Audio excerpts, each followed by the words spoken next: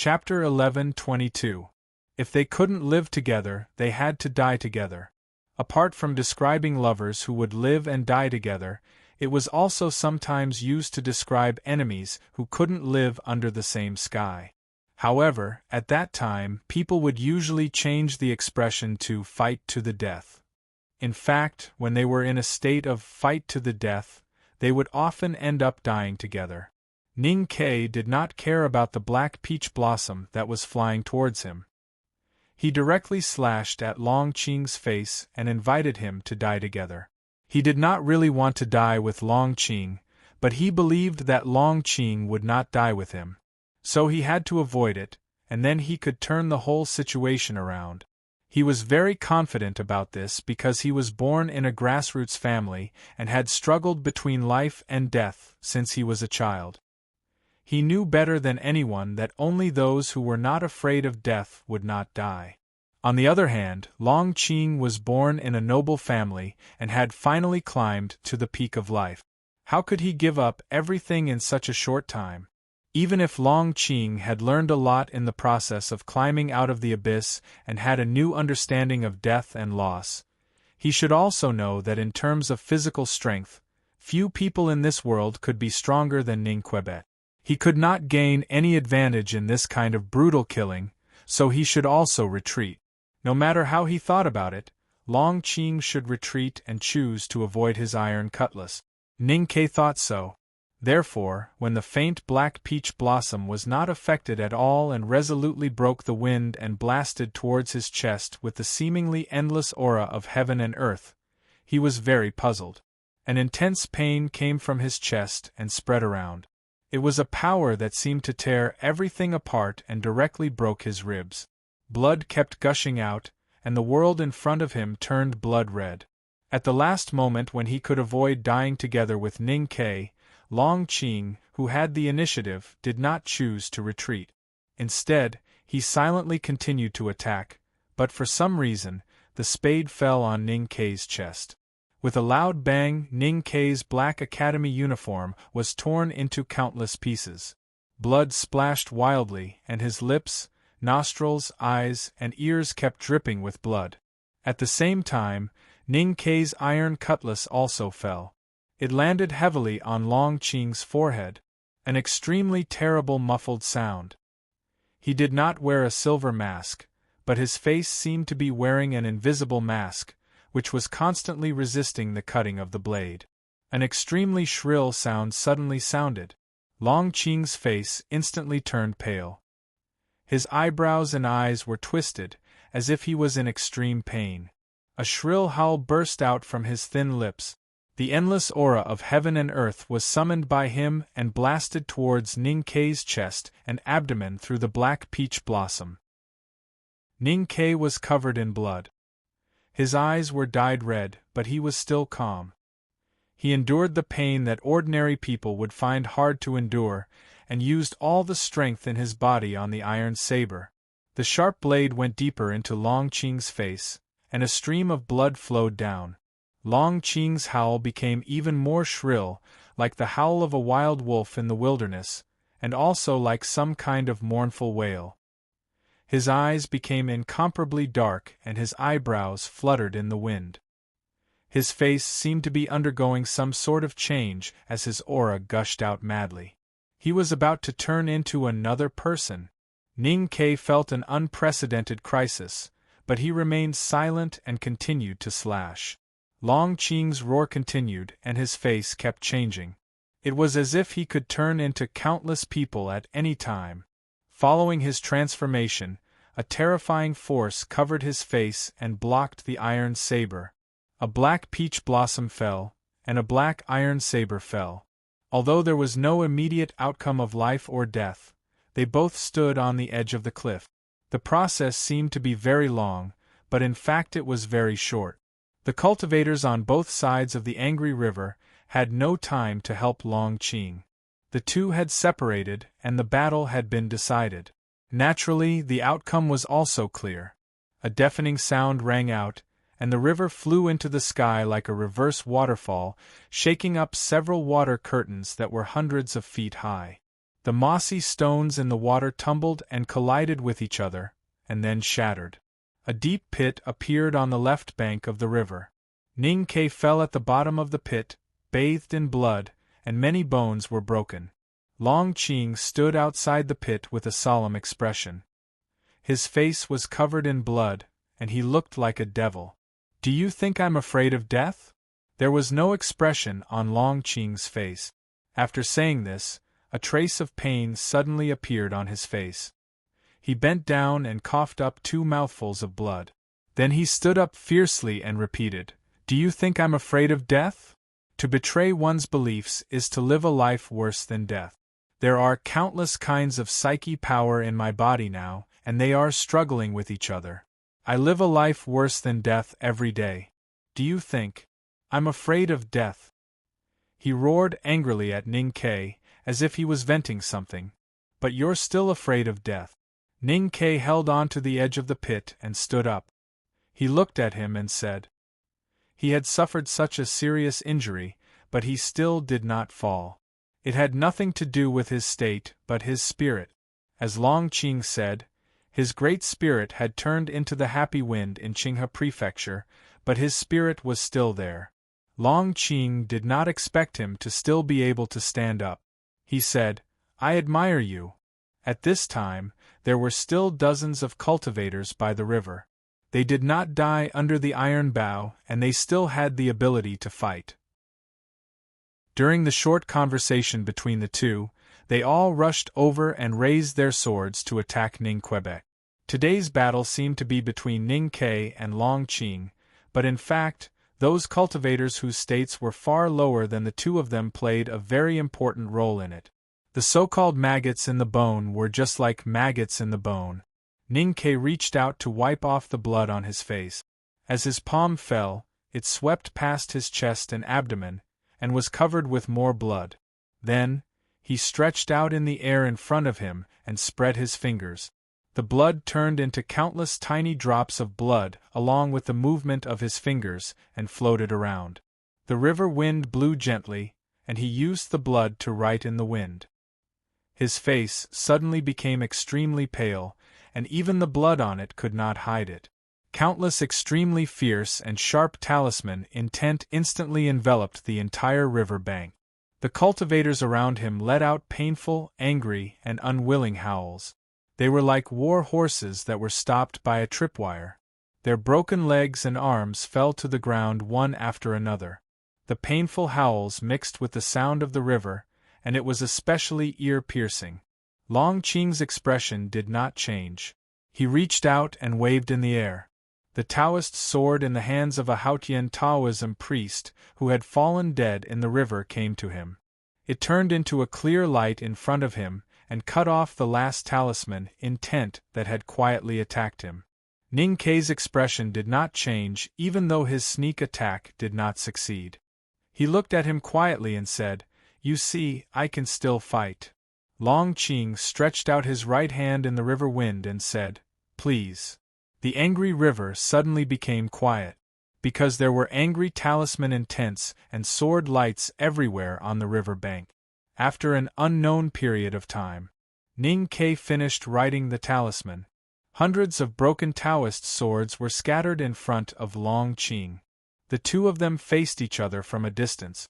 They were covered in blood, their faces were pale, and they were both very tired. It was rare to see such a scene in a battle in the cultivation world. The two of them were so close in their states and knew each other so well that they could only fight with brute force until they were exhausted. They were really exhausted. It was quiet for a long time. The river flowed and sang a song that no one knew what it meant. "Can you still fight?" Long Qing asked in an extremely hoarse voice. Ning Ke was silent and looked down at the pool of blood at his feet. "It has always been said that your psyche power is more powerful than Lu Bai's.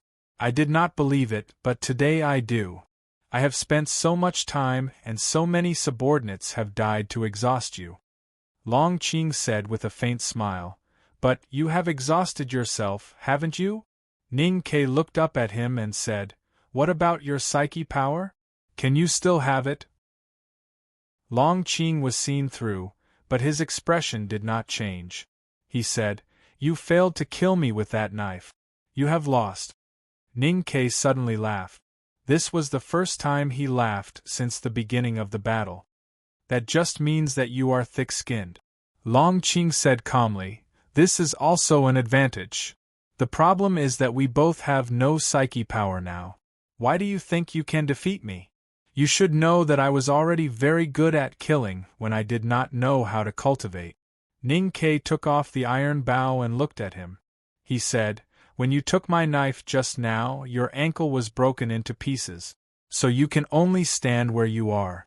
How can you dodge now?" After saying this, he pulled the bow and prepared to shoot. His psyche power was exhausted and could not shoot the primordial 13 arrows. But he could still shoot arrows. As he said, when he was Mr. 13 of the Academy, he could kill people with a snap of his fingers. When he was a soldier at the border of the city of Wei, he was also good at killing people. Killing people had nothing to do with psyche power. At this moment, he was only dozens of feet away from Long Qing. There was no barrier between them. Long Qing's ankle was broken, and he had been standing there for a long time. How could he avoid Ning Ke's iron arrow? If this was Long Qing's trap, then Ning Ke was the one to break it. His way to break the trap was to go with the flow and achieve his goal according to Long Qing's method. From the very beginning, he knew what Long Qing wanted to do. He was very cooperative. He took the risk, got injured, and continued to cooperate with Long Qing. At the end of the battle, both sides had exhausted their psyche power and became ordinary people. When they were ordinary people, Long Qing was the prince of the Yen kingdom. But he was the woodcutter of Shubi Lake. Looking at the iron bow in Ning Ke's hand, Long Qing slightly narrowed his eyes. His emotions became extremely complicated. Ning Ke looked calm and was ready to draw the bow. He felt that the word draw was really good. The battle between him and Long Qing had lasted for several years since that banquet. He had won several battles, but he knew that it was not natural. It was not that he was born to be stronger than Long Qing, or that he was Long Qing's nemesis. It was because of lucky chance or God's will. After Long Qing was defeated by him, many people in the world began to despise Long Qing, except for him. Even though he seemed to not care about Long Qing, in fact, he cared about Long Qing very much. Since he had already won, he did not want to lose to Long Qing again. Because he knew that Long Qing was strong in everything. Among all the enemies in his life, he valued Long Qing the most. When he found Long Qing in the Red Lotus Temple, he did not hesitate to shoot 7 arrows. This was a treatment that no one had ever received. Many years ago, the real feud between them started with the iron arrow on the snow cliff. Many years later, he was ready to end it with the iron arrow by the river of anger. Long Qing suddenly laughed. It was not until then that Ning Ke really saw clearly that the complex emotions in Long Qing's eyes were nothing else but a combination of mockery, contempt, sympathy, and some confusion. A person whose psyche power was exhausted, unable to move, and could only wait to be shot to death by the arrow would not have such an emotion. This kind of emotion only belonged to the winner. Those emotions disappeared in the next moment.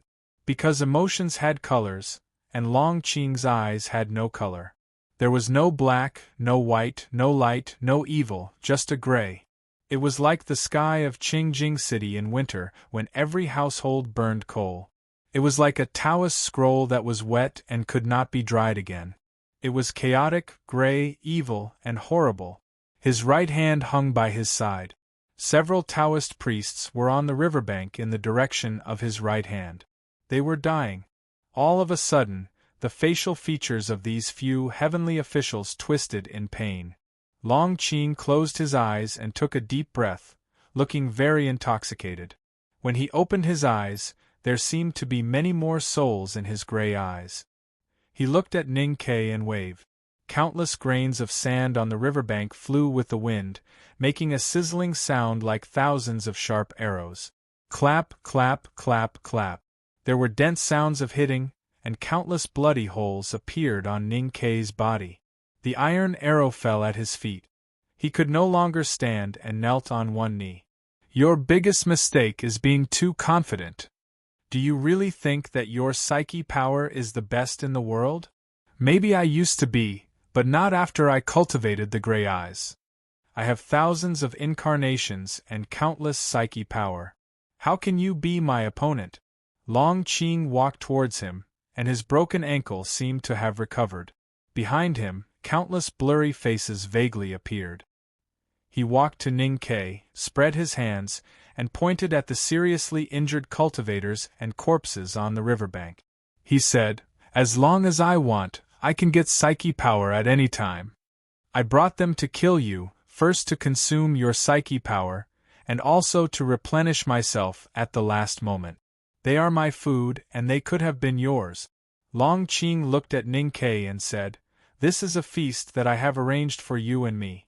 I don't understand why you are still unwilling to enjoy it at the last moment.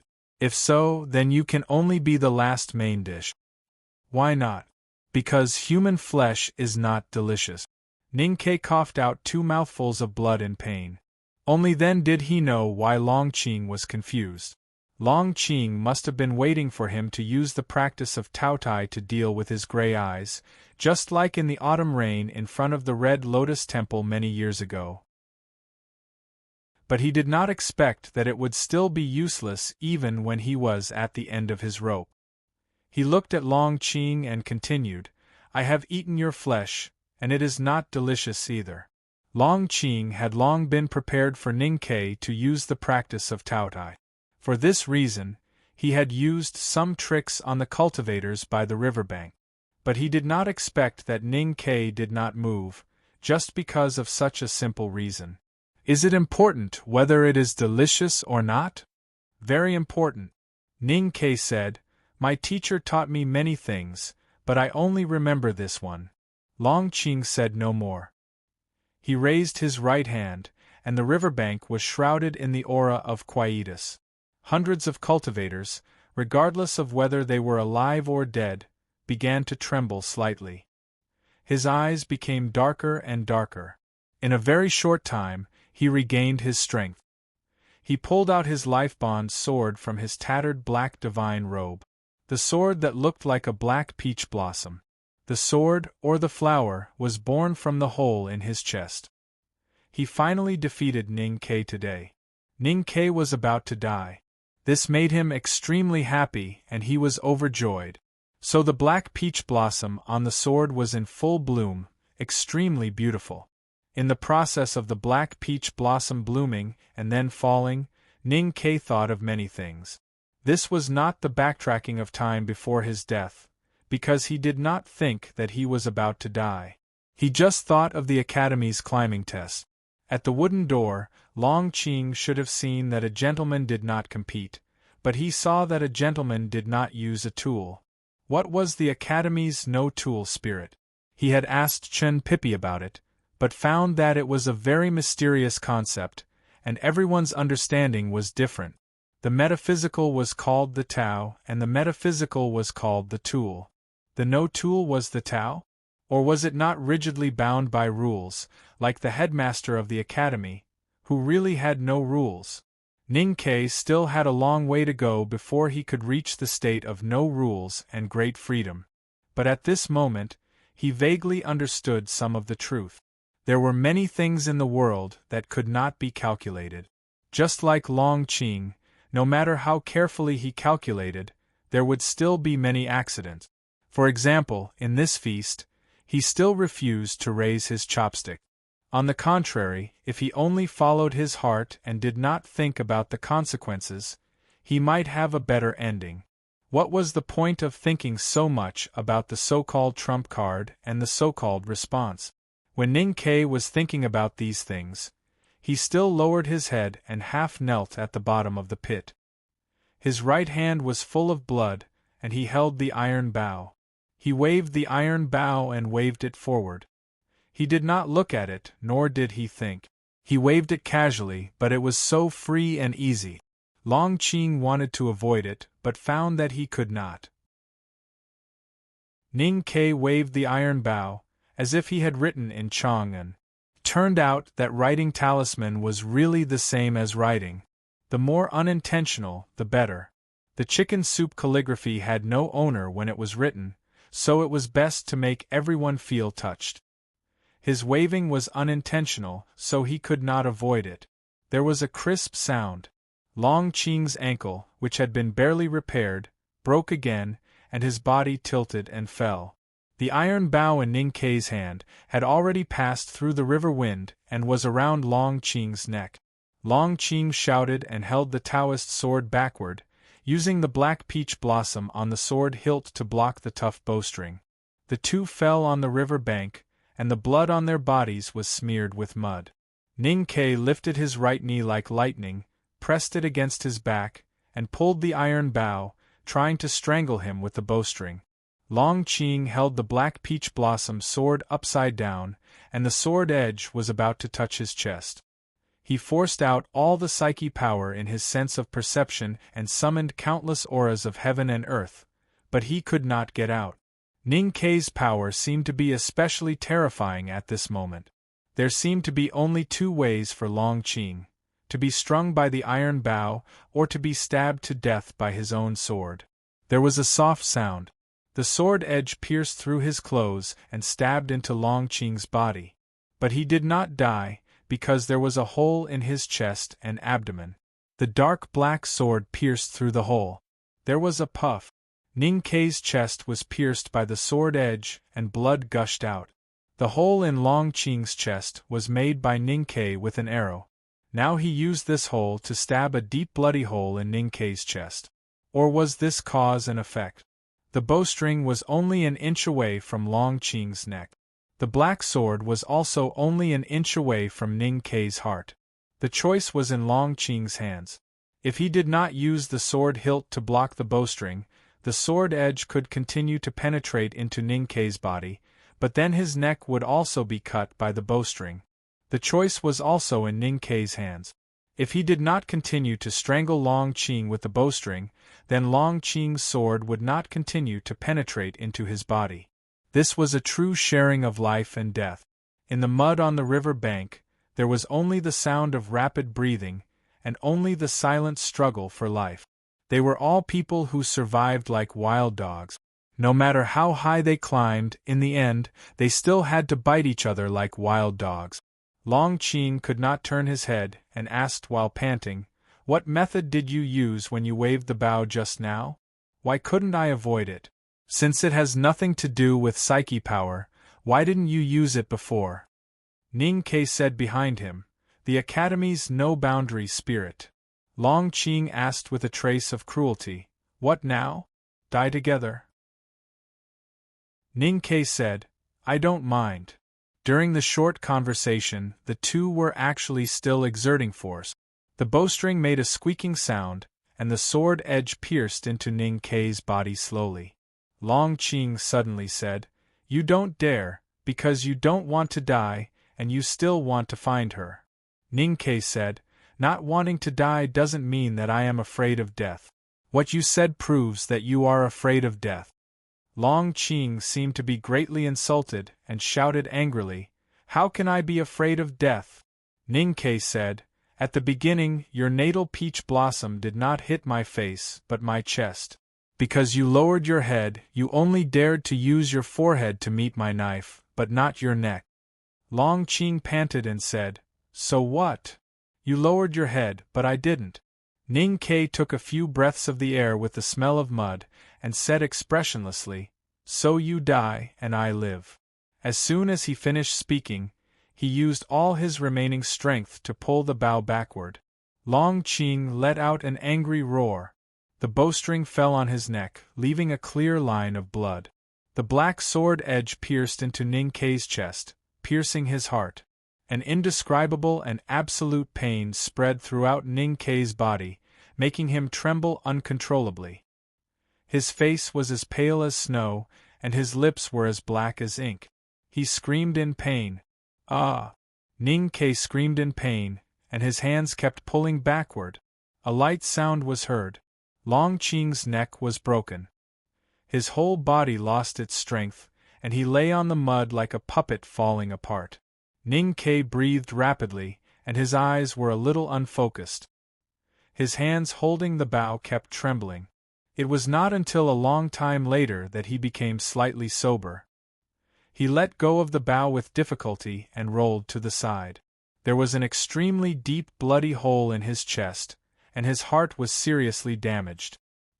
He curled up into a ball in pain, hugging his arms, and kept trembling. The wind by the river was cold and refreshing, because his heart was exposed in the bloody hole. Long Qing was lying beside him. He looked at the dark sky with confusion and bewilderment. At this moment, his eyes were no longer gray. Compared to this long story, the ending was so simple and came so quickly. Just as Ning Ke said, if Long Qing was not afraid of death, his black sword could definitely pierce through Ning Ke's heart by combining his strength with Ning Ke's. But then he would also die. These years, Long Qing lived in pain, but he did not want to die. At the last moment, he still did not want to die. So he died. Chapter 11:23. Thick clouds covered the sky, making it dark and gloomy. In the distance, at the bottom of the cliff, the blue kidney sea was tranquil and beautiful. No one disturbed it. The stream between the cliffs flowed unbridledly, emitting rumbling sounds. It seemed extremely cheerful. After a long time, Ning Ke woke up. His face was extremely pale due to the loss of blood, and he looked confused. It took him a while to really wake up and remember what had happened. He covered his badly wounded chest with one hand and tried to stand up, but found it very difficult. Such a simple movement took him a long time and brought him endless pain. His academy uniform was tattered, and the blood all over his body was frozen by the cold air. He looked like a ghost who had just escaped from hell. After the battle, the big black horse rushed out of the forest and stayed by his side. Seeing his weak appearance, it hurried to his side and supported him with its warm and solid body. Ning Ke gently stroked its neck with his left hand and forced a smile to express his gratitude. Then he looked around and saw corpses everywhere on the beach and in the river. But the blood in the water had been diluted, so it was hard to see.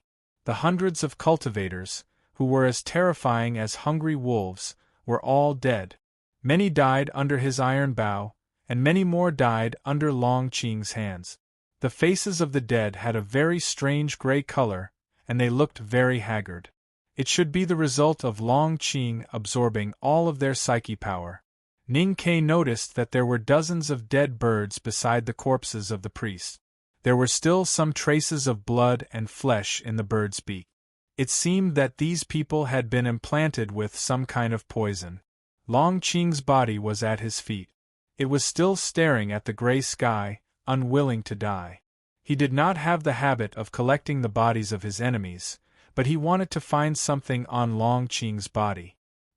He squatted down and began to search carefully, but he found nothing in the tattered black robe.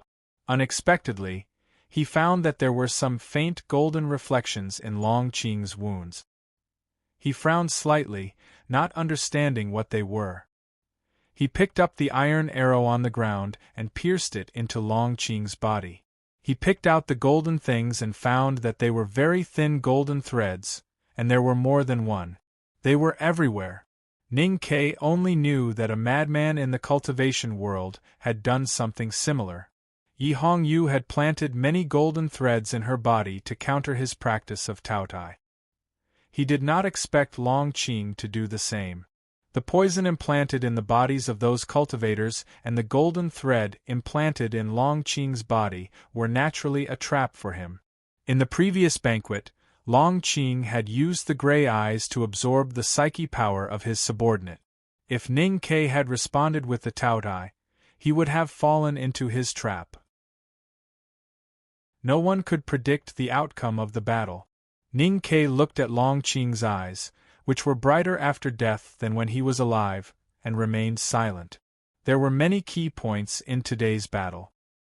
He had refused to use the Taotai, which was completely out of his opponent's expectation. A long time ago, he and the headmaster of the academy had talked about this matter. The master and disciple's attainments in food were as different as heaven and earth, but they had reached an unprecedented consensus in this regard. Human flesh really did not taste good. They were able to have this kind of discussion because both master and disciple had done such crazy things before. Of course, if it really came to a moment of life and death, such as when he carried Sang Sang on his back to escape in the barren land many years ago, or he would still eat anything, what would the Taotai be? The reason why he did not use it today was that he always thought Long Qing would have other means, the strongest one. That was also the reason why he searched for Long Qing's body. Unexpectedly, he did not find it. The Sha hand scroll of the Tomes of Arcane had always been with Long Qing. In the capital of the Kingdom of Song, he used this Tomes of Arcane to break the river and mountain sandbox of Fourth Brother. There were still some remnants of the Tomes of Arcane, but where was it now? The Academy now attached great importance to the 7 Tomes of Arcane, or to be exact, the 6 Tomes of Arcane in the hands of Taoism. When Yu Lian and Junemo were looking for the butcher in the small town in front of Peach Mountain, they were also looking for the Fall hand scroll of the Tomes of Arcane in the hands of the middle-aged Taoist. So did Ning Quebec. Now that they had confirmed that the Tomes of Arcane were not with the original owner, they must be in the hands of the Abbey Dean. What did the Abbey Dean want to do with them? Needless to say, they must be extremely important. Ning Ke stood where he was and thought for a while. When he recovered a little, he patted the big black horse's neck. The big black horse knew that he was ready to leave, so it did not wait for him to turn over. Instead, it slightly bent its front hooves and arched to the side. Then, it lifted Ning Ke, who was exhausted and powerless, onto the saddle. Then it stepped on the soft river bank and left. Holding the big black horse's neck, he noticed that its front hooves were stained with blood. Thinking that Long Qing's horse was missing, he seemed to understand something. Then, his attention was attracted by the clouds and mist that appeared between the cliffs again. The big black horse ran down the cliff and continued northward along the Blue Kidney Sea. It stopped by the steaming hot spring for a night. Ning Ke soaked in the hot water and meditated to make sure that his injury would not worsen. Then, he was relieved. He leaned against the edge of the pool and looked at the floating hot mist. He did not think about the stories that happened many years ago. Instead, he felt that the mist was very similar to the clouds and mist in the cliff. There was no difference. This battle was very bloody and tragic. But he also learned something. For example, he understood a saying. At the end of the mountain and the end of the river there were white clouds. There was no need to think about whether there was a path in the depths of the clouds. There was no need to think about whether there was a light at the end of the tunnel. There was no need to look for villages and hunting villages. He thought so the moment he waved the iron bow and did so. It was not necessary to be more evil to defeat evil. It was not necessary to be more violent to defeat violence. It was not necessary to use the practice of Taotai to defeat the gray eyes. Follow your heart and you may see freedom. This might be the real no-boundary spirit of the Academy. It was also the true meaning of the 4 words that the headmaster of the Academy let him see on the stone behind the wooden door. It was also a kind of teaching. Ning Ke understood. He knew very well how important it was. If he really wanted to write that big character one day in the future, he must understand this truth. This battle also gave him some psychological hint. Because it was too painful, too bitter and too miserable, he always felt that this should be the last pass before he traveled thousands of miles to see Tianyan. He took out the stone statue and looked at Sang Sang, who was lying quietly in the mist. He said quietly, "You have to wait for me." After leaving the Blue Kidney Sea, Ning Ke rode the big black horse and continued northward. The eastern wilderness grassland was full of charred tents and corpses of warhorses. The desolate man defeated the last cavalry of the left king's palace, so no one would disturb him. It was strange that he did not go to the desolate man for supplies or clues. He seemed to be extra careful. He went all the way to the north and came to the valley guarded by Helan City. He stopped the big black horse and looked around to see that there was no one around. He put his finger to his lips and blew a very clear whistle. The sound of the whistle traveled far into the mountains and ridges. Some birds were startled, some beasts growled, and then there was the sound of hurried hooves going far away. Ning-Ke waited in the same place for 3 days. On the morning of the 4th day, when the sun had just risen, a very handsome wild horse galloped in the morning light. Its long mane danced in the wind and its strong body was drenched in sweat. It looked very beautiful. "It is much more handsome than you." Ning-Ke looked at the wild horse and said to the big black horse.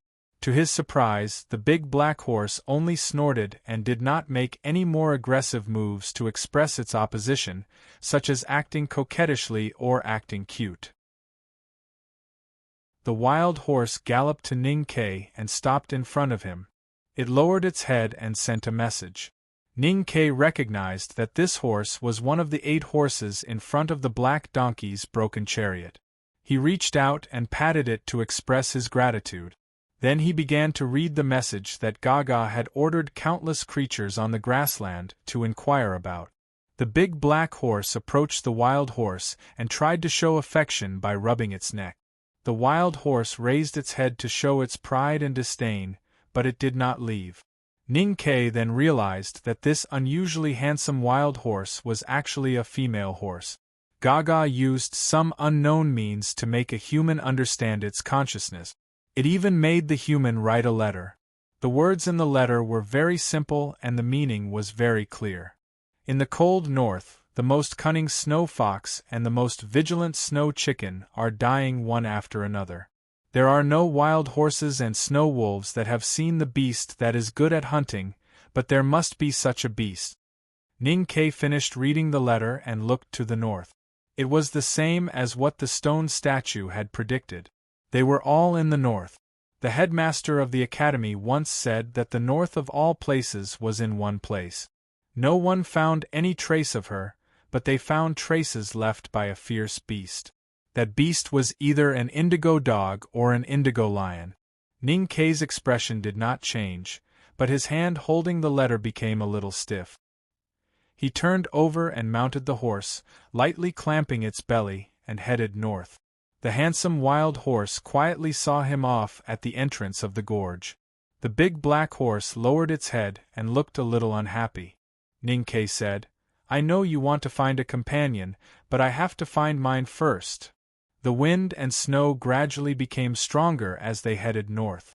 Ning-Ke calmed himself down and was cautious and silent. He did not meet with the desolate man and even paid attention not to leave any traces on the snow. He did not want anyone to find his whereabouts and thus find her. He moved forward in the mountains abandoned by Haotian. He was the person abandoned by Haotian. In other words, he had abandoned Haotian in the human world. Now he was going to find her. He arrived at the hot sea. There was no heat, only thick snow and bone-chilling coldness. Ning-Ke led the big black horse and walked in the wooden houses abandoned by the desolate man. He recalled the scene when the headmaster brought him and Sang here and the wedding witnessed by Master Heaven and Earth. The stone statue in his arms was also very warm, which told him that he had come to the right place. She should be here. But where was she? He walked to the window of a wooden house and looked at the dark snow sea and the unimaginably high mountain. There was an oil lamp in the window. Sang looked at him quietly. Her face was like the silver moon, illuminated by the dim light. She could see him. He could not see her. They were people from 2 different worlds. Ning-Ke stood by the window for a long time, until his eyebrows were dyed white by the snow. When he walked to the forest, he suddenly stopped. He looked at a place under the tree and his hand holding the reins began to tremble. The more I wrote, the more cautious I became, and the more I didn't want to continue. I really loved the people at night. Last night, after Long Qing died, I was able to sleep peacefully. This is the truth. I also love you very much. Chapter 11:24. Just like the title. That leave slip was awesome. It was called The Last Deep Breath. I wrote it full of murderous intent. I even coolly pulled monthly votes at the end. In the end, I realized that I had forgotten to post it. Oh my. I'm guilty. I apologize to everyone, especially to my friends who waited for me yesterday. I cried as I went to work. I've let everyone down. I've let down my Weeping Blood chapter. Today's update would be around 8 p.m. sharp. Chapter 11:25. Yesterday I forgot to post my request for leave. It's really a sin. Although I often stop updating, I have never stopped updating without asking for leave. That's because I'm worried that the readers will wait for me to update and waste their time. I didn't expect to make such a big mistake. I'm really sorry. I still have one more chapter today. I'll be writing very slowly. Write slowly and seriously. Also, this chapter is quite sour and kind of, but I really like this style. There were some leftover chicken bones under the tree. Ning-Kei looked at those chicken bones and was silent for a long time. The big black horse snorted uneasily and looked back at the wooden hut, feeling a little uneasy. Ning-Kei suddenly turned around and led it back to the wooden hut. He pushed the door open and entered. The hut was still dark without a trace of light. It was empty and there was no one. Ning-Kei let go of the reins and walked to the window, looking at the snow sea. The oil lamp on the table was lit. Sang-Sang looked at him quietly. He still couldn't see her, but he knew she was here. So he began to speak. Long Qing is dead. He paused for a while and continued, in the north of Yen Kingdom, I killed him. I didn't expect it to end so easily. In my original plan, I was going to disable him and then lock him in the front gate of the Devil's Doctrine so that he would never be free, just like what youngest uncle did to Lotus. But after thinking about it, it didn't make sense. He didn't really offend me, except that his attitude towards you was a little bad and he tried to threaten me with you. But none of that happened. Lotus killed Xiao Xiao. He didn't hurt you. My reaction was a little too intense. Ning-Kei turned around and looked at the dark room. He said, ever since I found you beside that barkless mulberry tree, the most intense emotions in my life have been because of you. At first, I wanted to kill my grandpa. Then, I came to Longqing. Now that I think about it, when I first entered the city of Wei, I fought several times for you. Sang-Sang was very close to him. If there was no barrier, they could hear each other's breathing. Listening to his words, her expression was still cold, but her eyelashes fell slowly. She seemed a little tired. I went to the Lank Temple and carved a lot of stone statues, your statue. Ning-Kei took out the stone statue from his arms and put it on the table in front of the window. He said, I don't know if you still remember what you said in the temple when you were sick, but I still remember it. Sang-Sang looked at the table and at herself, who was sleeping on her side, with a curious look in her eyes. Of course, I went to the city of Wei first. I always thought that it was more important to you and you might stay there. Unfortunately, I couldn't find you. Well, I killed a lot of people there. Ning-Kei suddenly stopped. After a long silence, he said, I don't want to talk any more. It's meaningless to cry and stab myself to force you to come out. Anyway, I'm here. He looked at the empty darkness in front of him and said, Come out. There was no need to be emotional, no need to reminisce, just a calm request, just like in the past many years. You bring me tea, you pour me water, you put your feet in my arms, and let me touch them. In the quiet wooden house, there was an almost inaudible sound, as if the thinnest paper was cut by the sharpest knife, or the most brittle glass fell from the sky to the ground, breaking and then opening.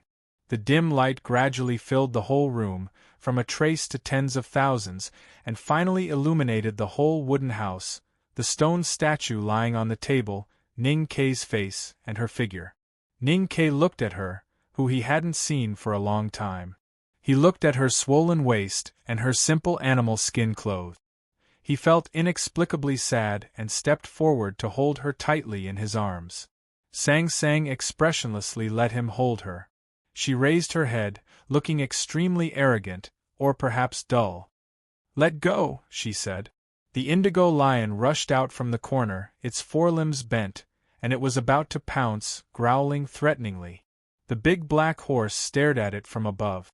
Its eyes were violent and its meaning was clear. The indigo lion quickly stopped growling and became well-behaved. Ning Kei held Sang Sang and buried his head in her neck. His voice was a little muffled, but it was very clear. The muffled tone meant that it was clear, and the meaning was unquestionable. "No," Sang Sang said coldly. "Let go."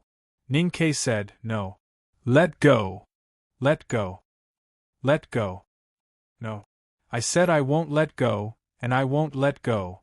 The big black horse and the indigo lion looked at each other and sensibly walked to the corner, pretending that they didn't see or hear anything.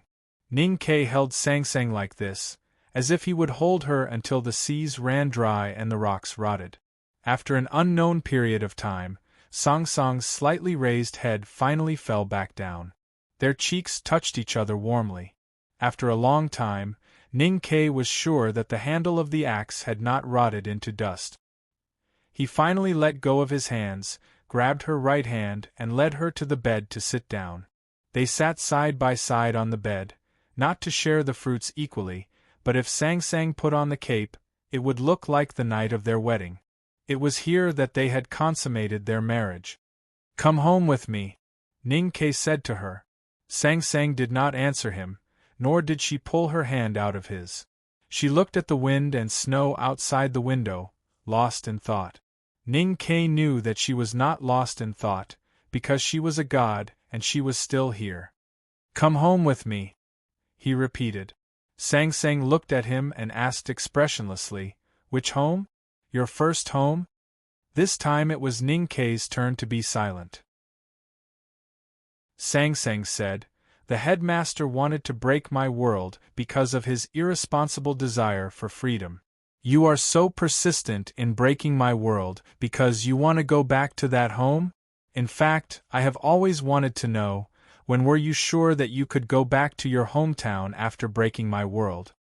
Ning Kei held her hand tightly, thought for a while and said, "In fact, I have guessed this a long time ago, because there are also stars here, and the headmaster finally became the moon."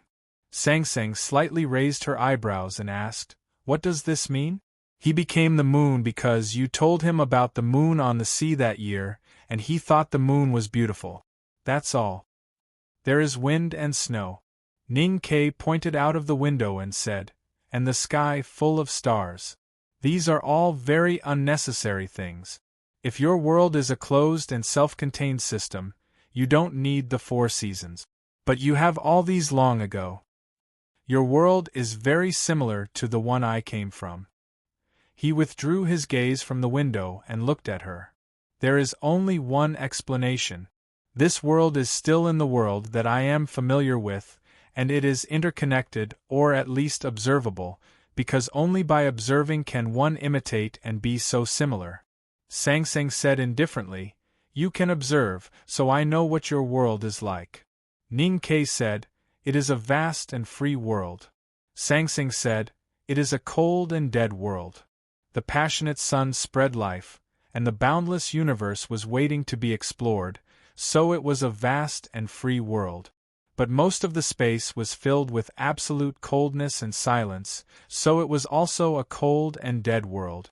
Ning Kei and Sang Sang were not wrong, because they had different standpoints. Ning Kei was silent for a long time, and then said, "The fate of human beings should be decided by human beings. You don't have to continue to bear this responsibility, it is too tiring." Sang Sang said, "I once told you that I love the world, and only the people who love me.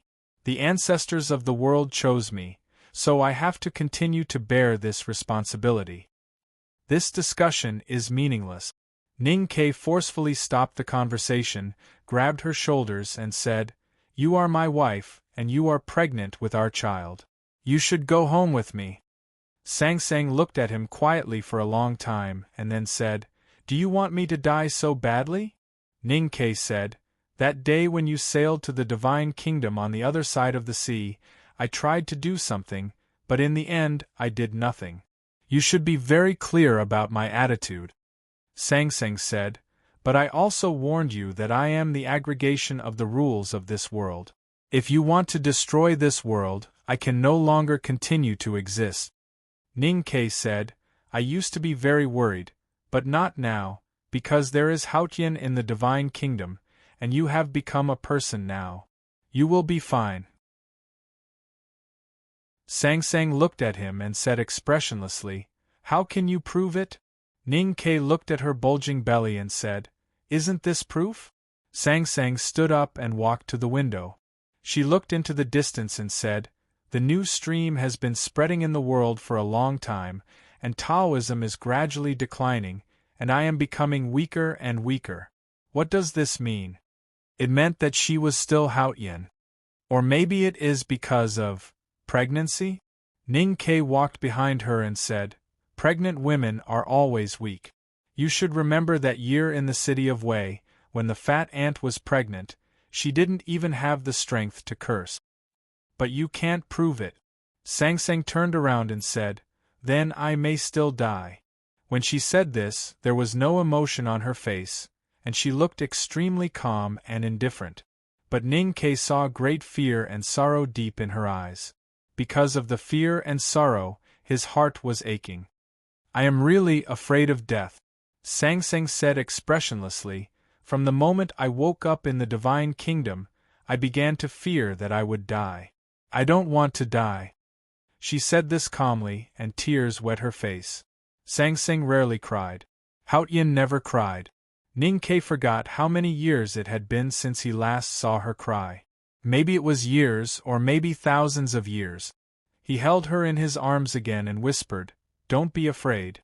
It's okay. I won't let you die." Sang Sang let him hold her like before, and put her hands behind her back.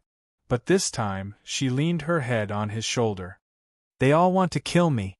They want to kill me, and so do you. I can be killed now, so I am afraid. I am afraid that even you want to kill me." She looked calm, but she kept crying. She was strangely sad. "I won't." Ning Ke hugged her tightly and said, "If you are really afraid, then don't do it. We will go back to another home, not the city of Wei, but Chang'an. The yard of the old brush pen shop is still there." Sang Sang asked, "What about your home?" Ning Ke said, "I have long forgotten. My home is where my heart is at peace. Wherever my heart is at peace, that is my home." Sang Sang was his home. It was like she wanted to go to the other side, but could not return to the divine kingdom, because her other side was where he stood. Chapter 11:26. Sang Sang was still calm and proud, as indifferent as when she was on the Peach Mountain or in the mortal world. She did not show any extra emotions. In fact, she was very uneasy because she knew what the Abbey Dean wanted to do.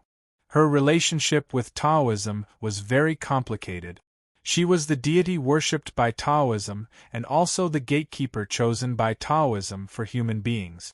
When Taoism decided to destroy her, it meant that the human world would abandon her. She was getting weaker and could be killed now. So for the first time, she felt the reality and sadness of life. She began to feel fear and uneasiness, which eventually turned into sadness. So she shed tears expressionlessly. Fortunately, the night was very dark, and there was a dim lamp lit up because it was the only one. Just like the human world was already dark for her, there was still Ning Ke, the only exception. He was the only one she trusted because he was her man. Because she had poured tea for him many times, spent a long time with him, and experienced countless life and death situations together. They were already inseparable. Sang Sang closed her eyes and leaned on his chest. She looked a little tired, but the indifference between her brows had been replaced by peace. Since the day she could not return to the divine kingdom, this was the only time she could truly feel at ease. Ning Ke hugged her from behind and said, "We will go back tomorrow. When we arrive in Chang'an, no one can hurt you. Don't forget that you are Haotian. You used to be so fierce to me, but why are you so timid now?" Sang Sang did not answer his question about going back to Chang'an. She said, "I am not as powerful as I used to be, so I have to be careful. As for you, you have been so disrespectful to me, but I did not punish you. You should be grateful." Hearing this, Ning Ke reached his hand down from her hair into her chest and held there. He said, "You are my wife. Even if you treat each other with respect, it should be on the banquet table. We are on the Kong bed." Sang Sang suddenly opened her eyes. A trace of anger flashed in the depths of her eyes, which were as bright as stars. Then she became a little confused. If she wanted to become a human, it seemed that there was nothing wrong with his behavior. Feeling that the hand in her chest was getting hotter and hotter, she frowned. It was obvious that she was not used to it, but she did not know how to deal with it. This kind of intimacy was common in her human memory. From her childhood to Chang'an, especially in that chessboard, she did not know how many times, but she still found it hard to accept. She was considering whether she should continue to remain silent and pretend that she didn't know, or wave her hand to disperse her world and blast him into the depths of the sea of snow to wake him up. For some reason, she chose to remain silent. In order to dispel the discomfort and embarrassment in the depths of Tian Xian's heart, she chose to discuss a relatively cold topic with him. "Chen Mao wants to kill me," she said expressionlessly. As she wished, after hearing this, Ning Ke's hand was still in her arms, but at least he stopped moving. After a while, his voice came from behind her ear. "Are you sure? I know everyone's past, so I know their future. In a closed world, as long as you know all the prerequisites, grasp all the rules, and have absolute computing ability, you can calculate all the result. I understand that." She knew that this was the language used in Ning Ke's world. After hearing it for so many years, she was used to it and did not want to ask. She repeated, "So, Chen Mao wants to kill me." This was a typical reason of Haotian, or a miracle. The Ming hand scroll of the Tomes of Arcane was the specific manifestation of this miracle, and it was her declaration to the entire human world. After a moment of silence, Ning Ke said, "Senior brothers and sisters and I have vaguely guessed it, but we can't be sure, because we don't know what he wants to do." Sang Sang did not say it, but it was obvious that she was fully prepared for this. "In fact, I have always been wondering. If you can calculate the future, just like what is written in the Ming hand scroll, you know that the headmaster will turn into the moon, that the Buddha will hide in the mountains, and that the Abbey Dean will find another way. Then why did you come to the human world? You did not completely defeat the headmaster, but you became weaker and more dangerous." Ning Ke held her in his arms and asked in a low voice. Sang Sang said, "I can't calculate my own future. The future I saw in the past is too vague, and I can't be sure because there are variables." "What is a variable?" "A person like your headmaster who can go beyond the rules is a variable." "It sounds very powerful." "You are also a variable." "Why?" "Because you are an outsider." The room was quiet for a while, and the wind and snow outside the window kept roaring. Sang Sang was right. In fact, many years ago, when Li Qingshan, the nation master of Tang, used his lifespan as a substitute to calculate the future, he also saw something special about Ning Ke. He was never in this chess game. He came from another world, and he was an outsider. Haotian could not calculate him, the headmaster of academy could not see him, and the Abbey Dean was the same. Ning Ke was silent for a long time. He felt that the identity of the headmaster of academy was like some kind of messenger that often appeared in religions, but he did not know whether it was the messenger of light or the messenger of darkness. It was still too heavy, and did not fit the atmosphere of the reunion of the husband and wife, at the end of 1,000 miles to find his wife. He decided to change the topic from Sang Sang. When is it due? He touched her bulging belly and asked with concern. Sang Sang's answer was very simple. I don't know. This answer stunned him, and he felt a little strange. He thought to himself, don't you know when you don't have your menstruation? But on second thought, his wife was not a human, and it was indeed hard to explain. If it was calculated according to the 10 months of pregnancy of an ordinary person, he was wearing a very green hat. He stopped thinking about these trivial things and asked another question that was equally important. A boy or a girl? Do you want a boy or a girl? Sang Sang did not turn around, but her eyes became a little bright. It seemed that she had thought about these questions a lot during these days of solitude in the cold region. He did not know if she had found that she was really like a human. Either is fine. Ning Ke thought for a while and said, but a girl is better. I have more experience raising her. The experience he was talking about was the time when he raised Sang Sang as a child. Sang Sang nodded and said, I don't know if it's a boy or a girl. Ning Ke was a little annoyed and said, why don't you know?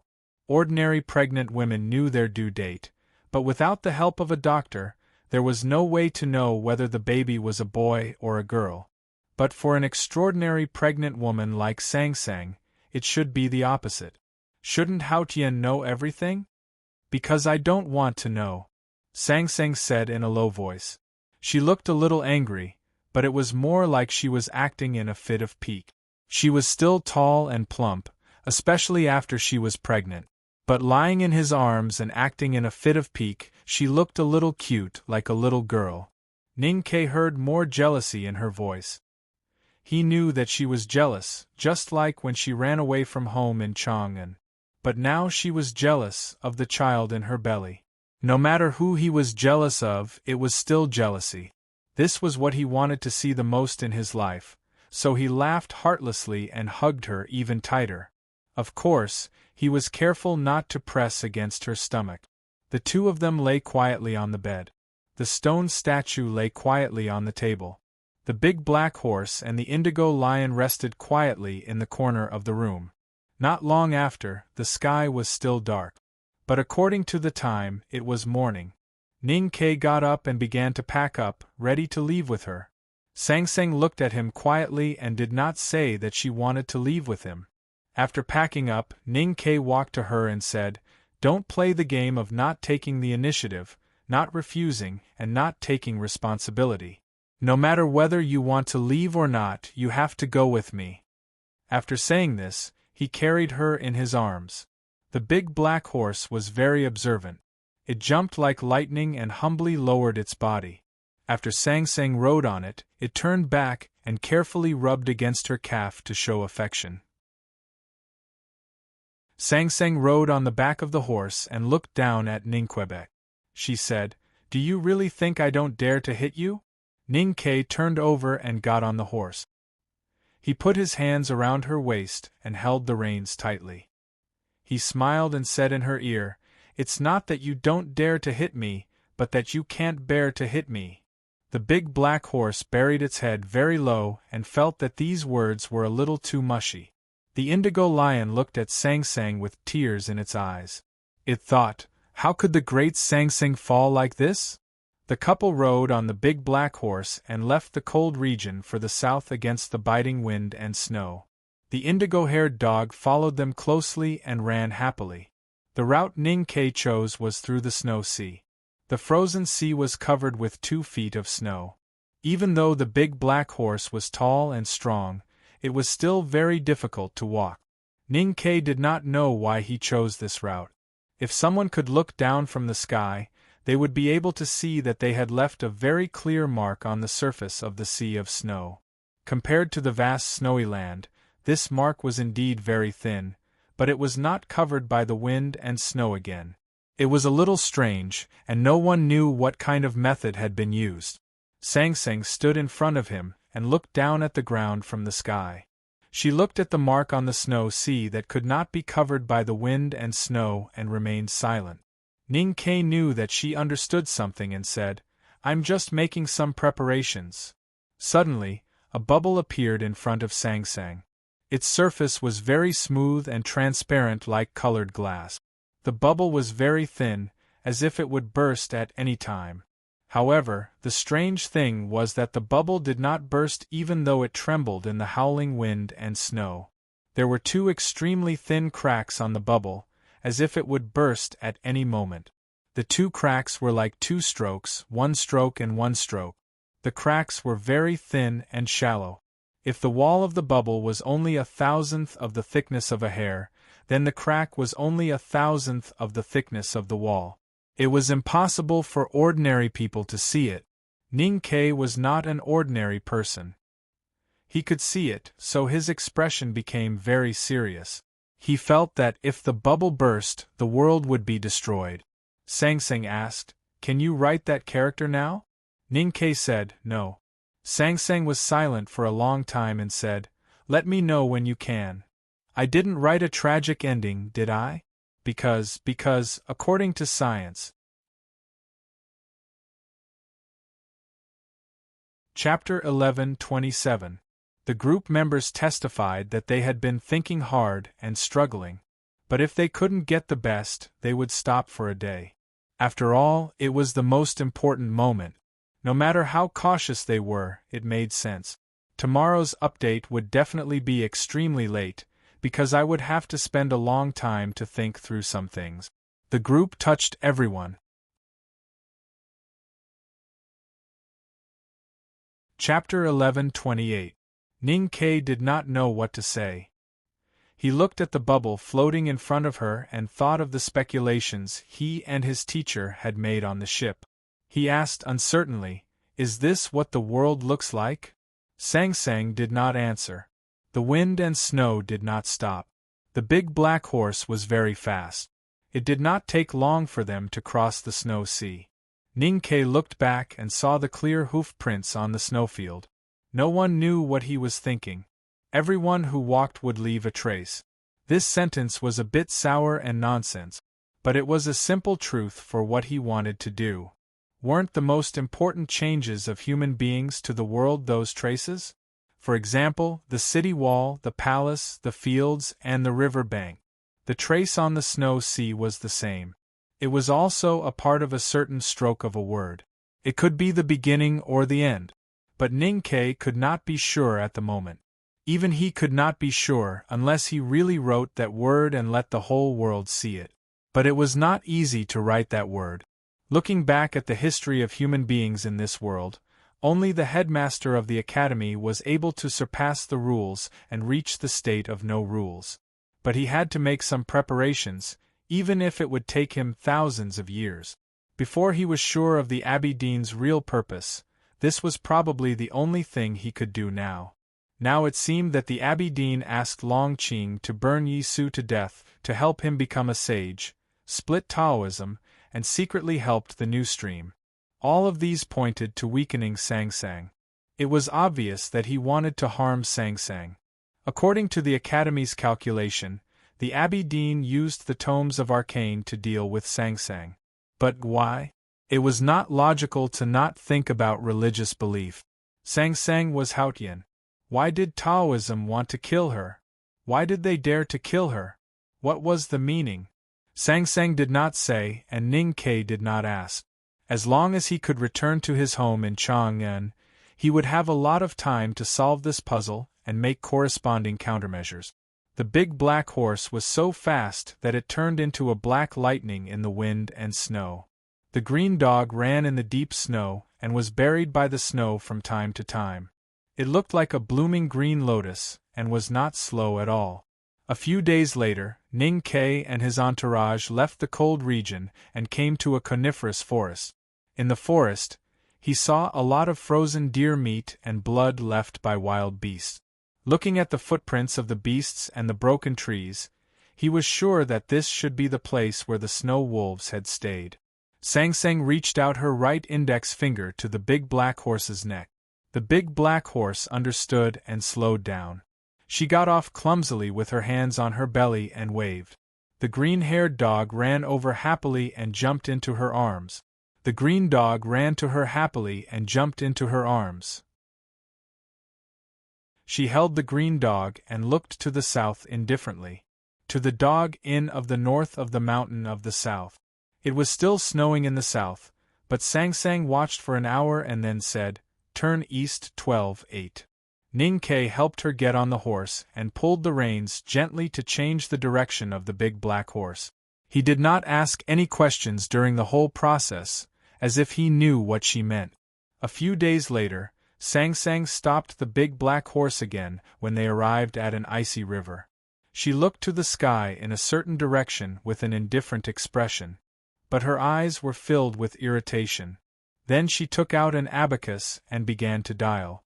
Ning Ke was surprised to see that she rarely used an abacus when she was building a house in Chang'an. She needed a solemn sense of ceremony to boost her confidence because of the large amount of money involved. There were few people and beasts in the snowfield. It was very quiet except for the whistling wind. But at this time, there was a crisp sound of cracking on the icy river. Sang Sang's fingers left a shadow on the abacus as if she was playing the piano. After a while, she stopped working on the abacus. Ning Ke looked at her and saw that the wooden beads on the abacus were arranged in a very regular but absolutely meaningless pattern. He could not understand it and asked directly, "How do we go?" "To the northwest, 33-23. Sang Sang said. Going to the northwest meant going back, but Ning Ke did not doubt it. He lifted the reins and let the big black horse go in that direction, kicking snow and splashing ice all the way without any delay. At dusk, the big black horse stopped again. Sang Sang took out the abacus and began to dial again like playing the piano. When she finished calculating, she gave a new direction and Ning Ke followed it. From the beginning to the end, he did not ask any questions, nor did he have any doubts. He just cooperated with her in silence just like many years ago. He absolutely trusted her when it came to calculating the route. This situation repeated for the next few days. Finally, Sang Sang did not even put the abacus in her clothes. Instead, she put it in front of the saddle and fiddled with it from time to time. The number of times she changed directions became more and more frequent. She was much weaker than before. Although it was difficult for her to calculate everything in the world, she was still much better than ordinary people when it came to calculating. There was no pattern to the turning and retreating. In the end, even Ning Ke lost his direction. But he knew that they were getting closer and closer to Chang'an City. Sang Sang and the person he did not want to meet had not been seen yet. Ning Ke's expression became more and more solemn, because he knew that everything would get more dangerous in the end. More importantly, he found that Sang Sang's energy was getting weaker and weaker, and he did not know how long she could continue calculating. Sang Sang became very tired and sleepy. She often fell asleep on his chest while fiddling with the abacus. Fortunately, she was not as weak as she was when she was seriously ill, and she did not vomit blood. Every time Ning Ke looked at her bulging belly, he could not help but wonder if she was going to give birth soon. For the next 2 days, they traveled southward along the Tianqi mountain. The snowy ridge drew a clear, beautiful and undulating line in the blue sky, guiding the big black horse in the right direction. Helan City loomed among the mountains. Sang Sang stopped the big black horse again. This time, the calculation took a long time. The wooden beads on the abacus kept bouncing. They were put back to their original positions by her fingers, and then they were plucked out again. It was very messy. Her movements also became a little messy, as if she was playing the piano at random. The indifference on her face was replaced by annoyance, and finally anger. With a clap, her hand fell on the abacus, messing up the pattern that was about to take shape. She let her messy hair fly around her cheeks and said, "We will meet." Ning Ke only kept silent for a short time, and then asked, "Is there a chance?" Sang Sang said, "No."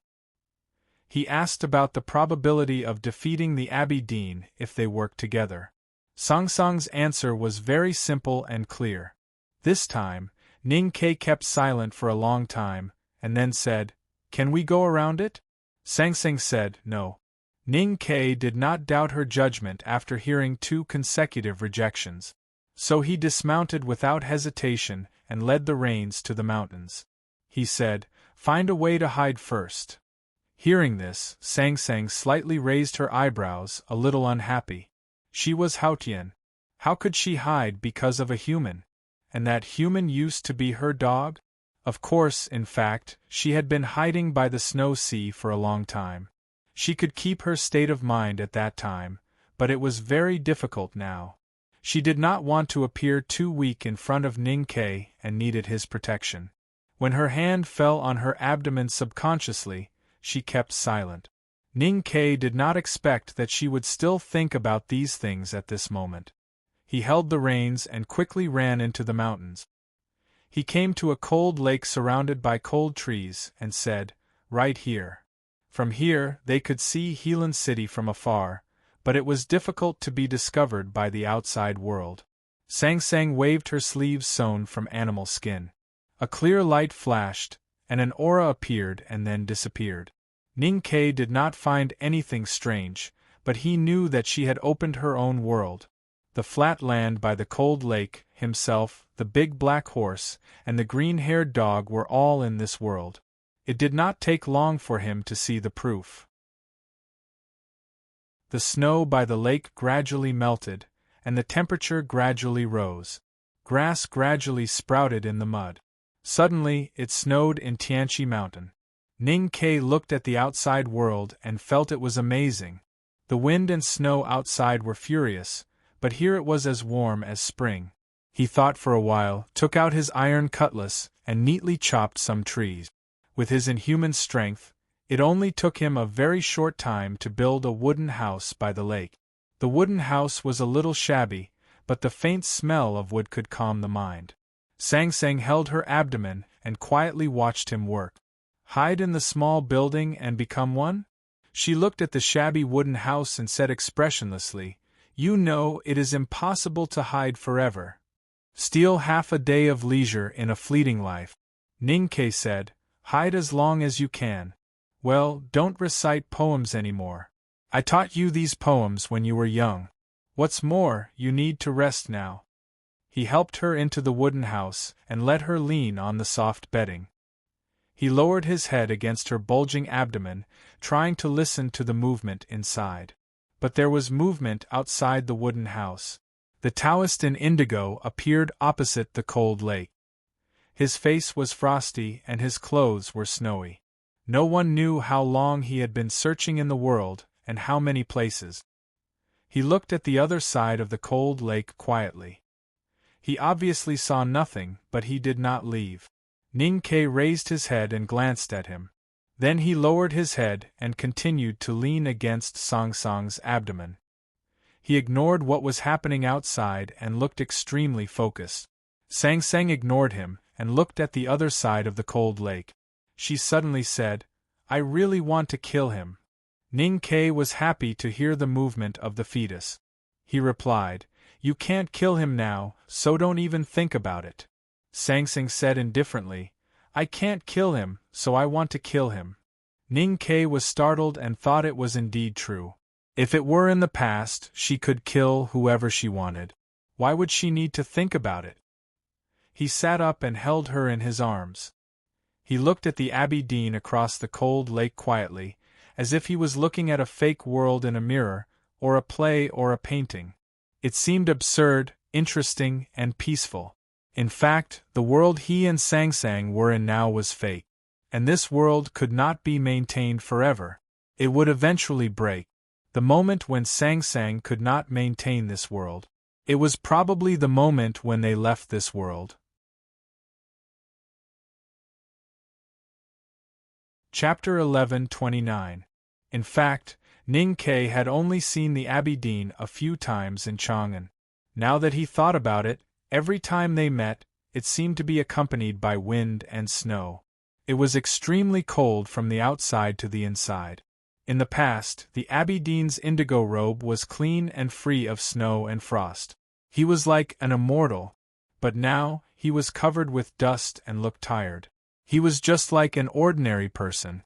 He had been searching for Sang for many days and places. He had traveled thousands of miles with the distanceless state, but he was still one step behind. Ning Ke and Song's natal connection was stronger than the strongest in the world. He looked at the other side of the cold pond and the withered grass under the snow. There was no expression on his face. His mind was calm because there was nothing there. But he always felt that there was something there. It was the same feeling he had when he passed by the desolate man's tribe in the snow sea in the past. So he did not leave.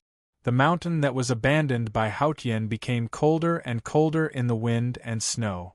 The Abbey Dean stood by the pond quietly and looked calmer and calmer, as if invisible water had flowed through him and washed away all the dust. The weathered look on his face became lighter and lighter until it finally disappeared. The snow on his indigo robe also melted and disappeared.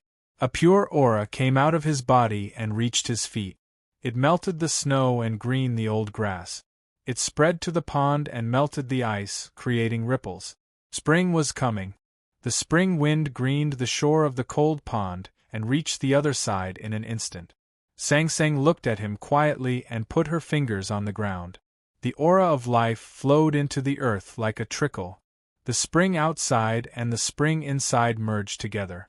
Without each other, there was no boundary and they could not be seen. When the dusk came, the Abbey Dean left the pond, leaving a lingering aura of the space passage and disappeared. Ning Ke was relieved when he confirmed that the Abbey Dean did not find Sang in him. But he did not look happy because it was only temporary. No one knew how long this situation would last. Can we go now? He looked at the magnificent Helan city in the distant mountains and asked. Sang did not answer. Ning Ke understood what she meant. The Abbey Dean might have gone to the South Sea, or he might be looking at the earth from the top of the snow-capped peak. If she opened her world, he would easily find her. The abacus was on her knees, but she could not figure out the position of the Abbey Dean. She was becoming weaker and weaker, or rather, she was becoming more and more like an ordinary woman. This fact made her silent, helpless, and even angrier. She grabbed Ning Ke's hand and bit it hard, like a mother beast who had been stimulated. Ning Ke looked at the blood flowing from the corner of her mouth. It was very painful, but he did not cry out. His eyes were full of love and sympathy. As night fell, the wind and snow in the mountains suddenly stopped. A gust of wind came from the sea in the southeast, blowing away the thick clouds in the sky. Hundreds of stars appeared in front of him, and at the same time, there was a full moon. Ning Ke held Sang and leaned against the soft animal skin, staring at the stars and the bright moon in the night sky in a daze. Sang said, "I want to have sex." Ning Ke was slightly stunned. He looked down at her calm face and realized that she was not joking. Of course, if she was really joking, this matter would be a little too funny. He said, "What are you thinking about? Go to sleep first." Sang said, "I want to sleep with you." Ning Ke was startled and asked, "Sleepy?" Sang said, "I want to sleep with you." Her mood was very calm, even a little indifferent. She was not so serious, but extremely serious. Ning Ke held her, smelled her scent, and kissed her face. After a while, he suddenly said, "Can we not watch?" Sang looked at a certain place without blinking her eyes and said, "Why?" Ning Ke said, "What is this? What people do, God is watching." Sang looked up at him and said, "That's interesting." Interesting? Nonsense. That's boring. Well, I say, even if you have to watch, can't you show some emotions? Ning Ke was not in a good mood when he woke up in the morning, because he always felt that Song's mood was a little strange, as if she was saying goodbye to him. They had just reunited and she was going to run away again? He thought about it and felt that something was wrong. His expression gradually became solemn, and he was extremely vigilant as he looked across the cold pond at the grassland that had just been in spring yesterday and was frozen by the cold wind overnight. What happened next gave him another possible answer, but it did not make him feel a little relaxed. Instead, his mood became heavier, because Sang Sang seemed to be about to give birth. He had experience in many things, but he had no experience in this matter. Sang Sang used to be omniscient and omnipotent, but there was nothing she could do about this matter. It was quiet in the wooden hut. Sang Sang held her bulging abdomen and felt the movement coming from inside. Her thin brows were extremely tightly knitted, and her face was a little pale. The labor pain had not begun, but it was about to begin. Giving birth was troublesome, and what was more troublesome was that Sang Sang's state of mind was greatly disturbed, and it was difficult for her to maintain her own world. There was gossamer floating in the air outside the window, and Ning Kai knew that it was a crack. If the world was smaller, or the matter in the world was less, with Sang Sang's ability, she might be able to maintain it for a longer period of time. Ning Kai looked at the looming crack in the space outside the window, and understood why he felt that separation was close at hand when he woke up in the morning. After a moment of silence, he led the big black horse out of the wooden hut. There was no clear cracking sound, but only a gust of cold wind. He returned to the real world and stood by the real cold pond. Looking back, there was no road or house. He decided to leave here, as far as possible from the cold pond, and as far as possible from her. He understood what Long Qing had said before the battle. It turned out that his search was not a good thing for her. However, just as he was about to leave, someone came. That person returned to the pond. "Where is she?" The Abbey Dean looked at him and asked calmly. He was neither anxious nor angry, as if everything was under his control, like the water grass in the water, the shadow of the pond in the middle of the pond, and the will of heaven in his chest. Ning Kai did not answer his question. He took out his iron cutlass and chopped across the cold pond. He chopped thousands of times. The blade broke through the air and turned into countless shadows. Each shadow was a stroke, and 2 strokes were a character.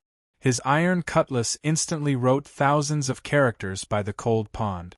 Thousands of characters.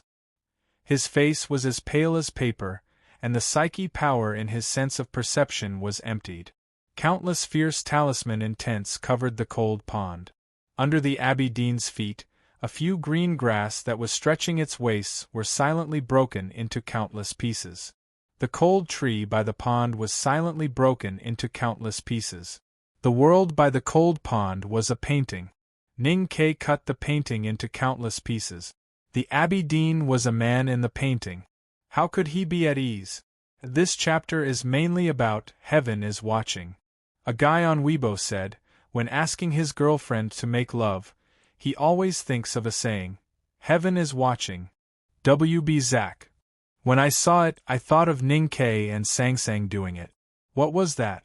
In the past, I've written about the battle between heaven and man, and the unification of heaven and man. But I've always wanted her to see it. The heavens are watching what man is doing. How cool. It was supposed to be a long and detailed description, but everyone knew about the recent situation, so I simplified it and kept the meaning. I couldn't help but feel a bit regretful. Many years ago, I wrote the part about Fan Xian and Zhang Daodu in the Qing dynasty with great care. I wanted to use other methods to write it again. What a pity. The last chapters must be written with great care. See you tomorrow.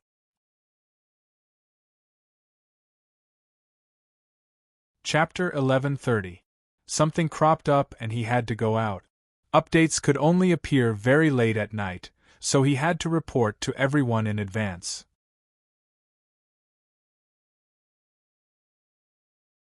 Chapter 1131.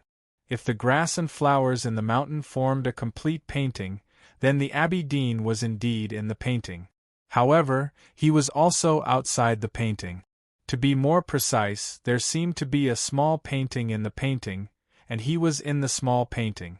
The small painting was the interlayer of the aura of heaven and earth, a secondary space between the real space. He was standing there. He seemed to be very close, but he was actually very far away. He seemed to be inside the painting, but he was actually inside the painting. Within a few feet of the Abbey Dean, under the influence of the aura of heaven and earth gushing out from the interlayer, the feeling of spring was extremely strong. There were green buds on the trees and yellow flowers in the grass.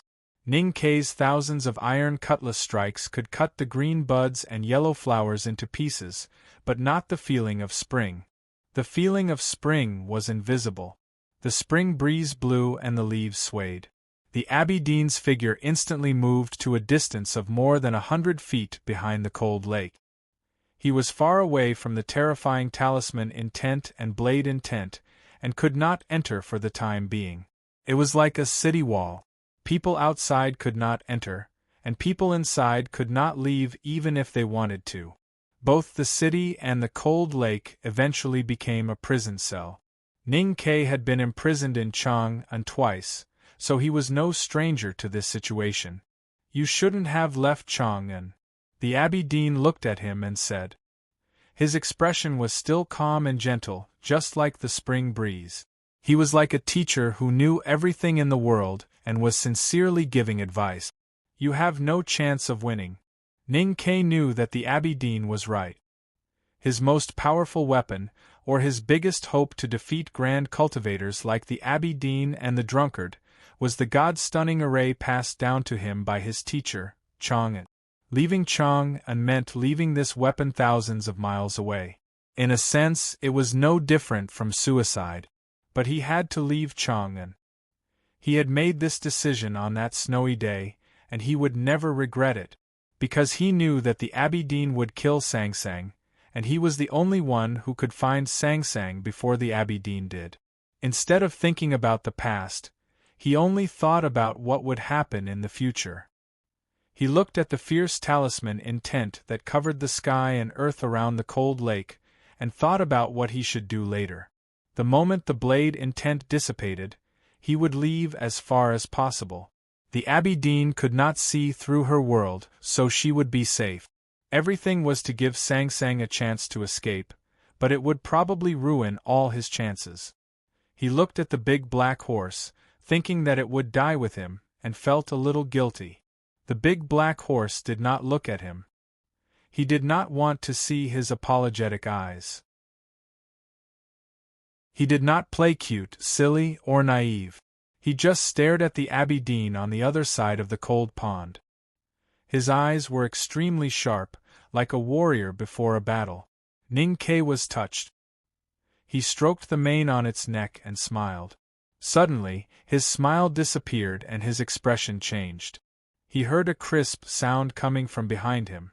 A brand new wooden house appeared beside the cold pond. Sang Sang slowly walked out of the house with her hands on her waist. She had returned to the human world, she had dispersed her own world. Why did you come out?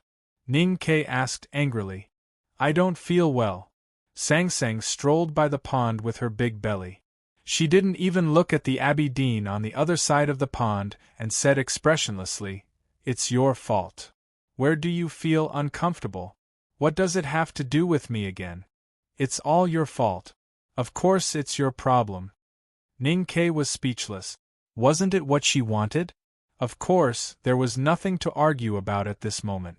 As for the reason why she came out, how could he not know? He was not going to ask further because the answer was a little mushy. Sang Sang said, I don't want you to leave. I want to be with you. I'm used to being with you. Being used to it was really a beautiful thing. Holding her hand, Ning Kei sat down on an old tree stump by the pool. Looking at her tired eyes, which shone with a certain luster of life, he felt unprecedentedly satisfied. Hearing her words, the outcome of the match and many other things were no longer that important. After Sang Sang came to the pond, the Abbey Dean was silent for a long time. Then he bowed to her from a distance. He was still polite and even a little pious, as if he was still her follower. Ning Kei sat under the tree stump and meditated, hoping to recover the psyche power that had been consumed by thousands of talismans as soon as possible.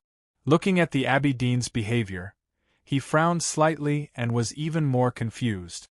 Why? Why did the Abbey Dean want to kill Sang Sang? Helping Yi Su become a sage, starting a prairie fire of the new stream, splitting Taoism, destroying the foundation of Haotian's faith, weakening her and paying such a painful price just to kill her? Where was the reason? Where was the justice? This was the question of the Academy and the whole world. Taoism and the Academy are the same. It's not because the headmaster of the Academy used to study in Taoism, but because we both think from the perspective of human beings. The Abbey Dean stood by the pond, and there was a green leaf between his fingers. It looked like a tiny flute. Even though we are the same, our final destination is different. The headmaster of the Academy wants to break the sky, but I don't. Ning Ke did not express his opinion on this question because he had tried it before and knew that it was almost impossible to change one's outlook on life. What do you want to do? This was his biggest concern. The Abbey Dean looked at Sang Sang by the pond quietly for a long time. Then he showed an inexplicable smile and said slowly, "I want to change the sky." He dared to change the sky. What was the sky? It was not the sky. It was Haotian, the only and supreme God worshipped by human beings. It was the guardian and dominator of the world and the faith of Taoism. The Abbey Dean wanted to change the sky. He wanted to change Haotian. Sang Sang looked at him quietly and asked, "Why?" This was Haotian's problem. The Abbey Dean said calmly, "Because you can no longer fulfill your duty as Haotian." Sang Sang raised her eyebrows slightly and said emotionlessly, "Stupid." According to the doctrine of the West Hill, it was more than stupid for mortals or believers to judge Haotian. It was the most unforgivable blasphemy. However, the Abbey Dean did not accept this. "You have already lost." The Abbey Dean looked at her quietly. His eyes were soft and even slightly pitiful. "Many years ago, you wanted to set the trap for the headmaster of the Academy. You woke up from the divine kingdom and projected your consciousness into the human world. From that moment on, you have lost." Sang Sang slightly squinted her eyes. Ning Ke felt a little uneasy and held her hand tighter. "Did you really set the trap to kill the headmaster of the Academy? Could it be that heaven's will is unpredictable and you can't think of any other way? You don't need to come to the human world? No, maybe you didn't realize that you set the trap out of curiosity. You wanted to see what the human world was like." The Abbey Dean looked at her and pitifully said, "When you started to be curious, you were no longer Haotian. You began to have the characteristics of human beings. You can no longer return to the divine kingdom. That is the proof." Sang Sang said expressionlessly, "So? Then?" The Abbey Dean said calmly, "Taoism woke you up in the chaos to protect the human world. When you can no longer bear the responsibility, Taoism naturally has the responsibility to replace you. So I will do everything I can to kill you. Then I will choose a new Haotian." Dirty words. I still wrote it. Chapter 1132. You see, reason is always the simplest thing in the world. Water flows downwards, clouds rise to the sky. Where there is light, there is darkness. When it's time to change, it's time to change. The Abbey Dean looked at Ning Ke and explained calmly. Ning Ke was silent for a while and said, "Why didn't you think so before? After all, Haotian Taoism is Haotian Taoism. Just like the soul is human soul, who would want to kill themselves to exchange for a new soul when they are living a peaceful life." The Abbey Dean rubbed the green leaf gently with his fingers. A fresh and sweet voice accompanied his words. It was as fragrant as the wildflowers around them. "I can think it through, or dare to think about it, thanks to Yi Su, my great disciple. He found a new way in the shabby alley of Linkong City, and founded the new stream. He wrote those thought-provoking words and taught me to think in this way. In a sense, he is my teacher." The Abbey Dean's eyes fell on Sang Sang, and he said the following important words. The doctrines of the New Stream and Hautian Taoism do not actually conflict with each other. They are just truths from different times. For countless years, human beings have been in a desolate period and needed your protection. However, human beings are still growing. 1,000 years ago, there was the headmaster of academy, the great divine priest of light who founded the Enlightenment doctrine, Ku Hauran, Lotus, and me. All these things prove that human beings have grown to a level that we could never imagine at the beginning. Human beings have grown up and no longer need your protection. They are strong enough to protect themselves. They don't need to die and come back to life like weeds. They don't need to endure the pain of endless reincarnation between the everlasting night and the daytime. The cold pond was still cold, but the lakeside was as warm as spring. Flowers were blooming and green trees were swaying. The scene that was cut into pieces by Ning Kei's blade was gradually restored by spring. It was silent for a long time. Only the pleasant sound of the leaf flute between the Abbey Dean's fingers could be heard. It was not the signal of retreat on the battlefield, but more like the beating of war drums. Ning Kei took a long time to digest the shock in his heart. He looked at the Abbey Dean on the other side of the river and said, "The headmaster said something similar. Human beings have indeed grown to the point where they don't need Hautian anymore. They have long stood up, and some can even fly freely. The difference is that the Academy thinks that human beings need to go to a wider world, while Hautian Taoism still thinks that they should stay where they are." The Abbey Dean said, "As I said many years ago, this is a difference of ideas that cannot be solved. I think eternity comes from the beauty of calmness and solemnity, but the headmaster and his disciples always think that change is eternity." Ning Kei said, "Changes are the norm. Unchanging is an anomaly that happens occasionally." The Abbey Dean said, "Mankind is a product of abnormality. Why should we pursue normality?" Ning Kei said, "If Yi Su were still alive or eldest brother were here, they could debate with you. But I can't. I'm best at fighting and killing, not theory. But even I can see the biggest problem in your theory." The Abbey Dean said, "Please say it." Ning Kei said, "If it is still a self-enclosed system that wants to be isolated from the outside world, then even without Hautian, we still need a collective will to carry out the rules. Who will do it?" After a moment of silence, the Abbey Dean's voice sounded calmly. "I will do it." The Abbey Dean said, "You see, this matter can still be solved very easily." "I will do it? What for?" "Be Hautian. Look, there is a gray machine in the sky. The weather is changing, it's thundering, it's raining, put away the clothes."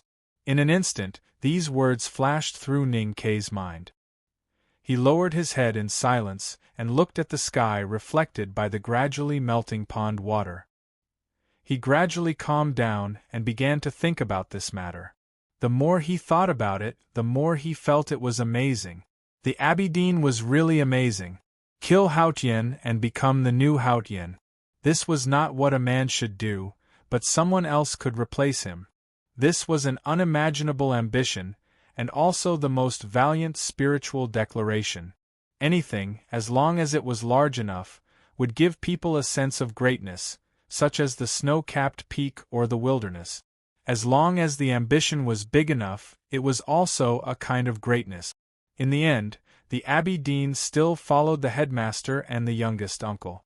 But he never doubted his own past, because Taoism's countless years of accumulation and foundation gave him enough ideas to directly draw a conclusion. If Hautian couldn't do it, then he would change it. He would do it himself. What a great ambition! What a great courage! Sang Sang looked at the other side of the river expressionlessly. Other than Ning Kei, the Abbey Dean was the person closest to Hautian in the whole world. Neither Wei Guangming nor the old revelation of heaven could be compared to him. He had comprehended the revelation of heaven and had waited for many years in the South Sea. He had communicated with her many times, so he naturally knew what she was trying to say. You are a statue erected by Taoism. It's just changing a statue. Why do you need to be brave for a while? The Abbey Dean looked at her and said. He was no longer as compassionate as before, but calm and natural as an elder. Then he looked at Ning Ke and said, Neither the Academy nor Taoism wants Haotian. At least before the last part of the journey, we can walk the same path. Or can you really convince yourself that the headmaster is wrong?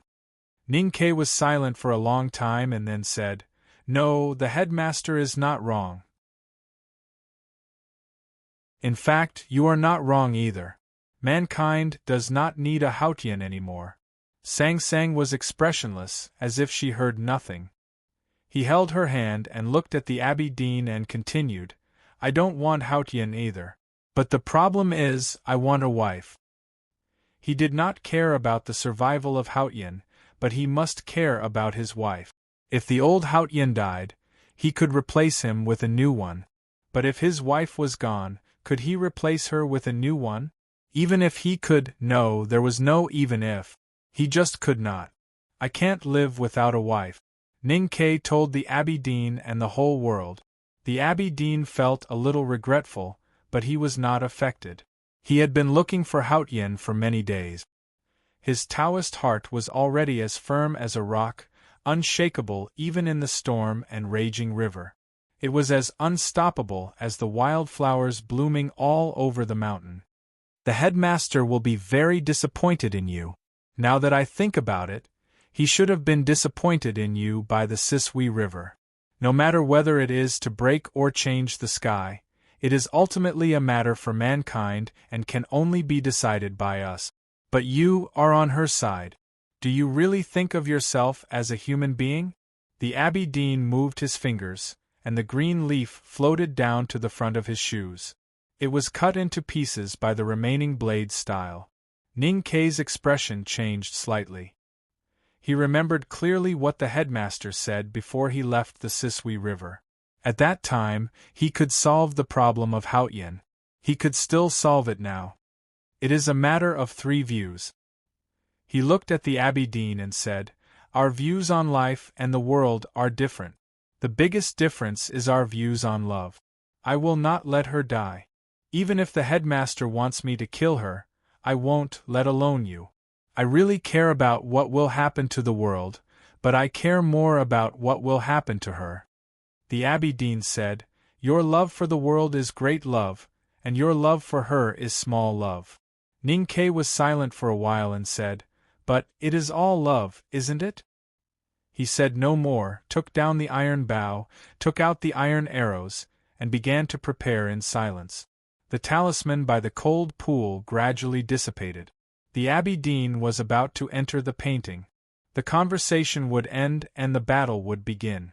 The talisman that filled the world around the cold pool was gradually assimilated by heaven and earth. The fierce blade style was no longer there, and the broken painting was gradually repaired. The Abbey Dean walked out from the deepest part of the painting and into the real world. Sang Sang stood up slowly and looked at him expressionlessly with her hands behind her back. The Abbey Dean sighed and said, Look, how beautiful it would be if it could remain calm and unchanging.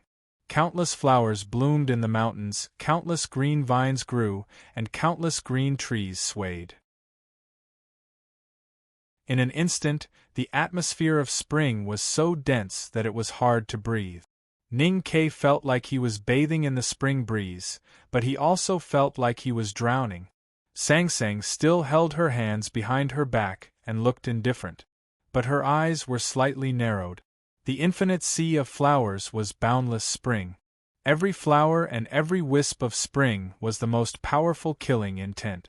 Ning Ke raised the iron bow and pointed the cold and dark arrowhead at the Abbey Dean on the other side.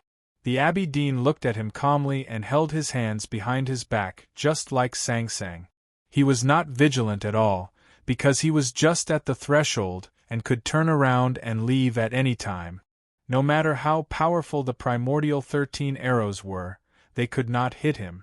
Those doors were the gaps in the interlayer of the chi of heaven and earth. They were the blooming flowers in the mountains. Every flower was a gap and a door. It was impossible to determine which door the Abbey Dean would enter from. Ning Ke looked at the other side and felt the bowstring trembling slightly at the corner of his mouth. Beads of sweat dripped down, but he did not feel it.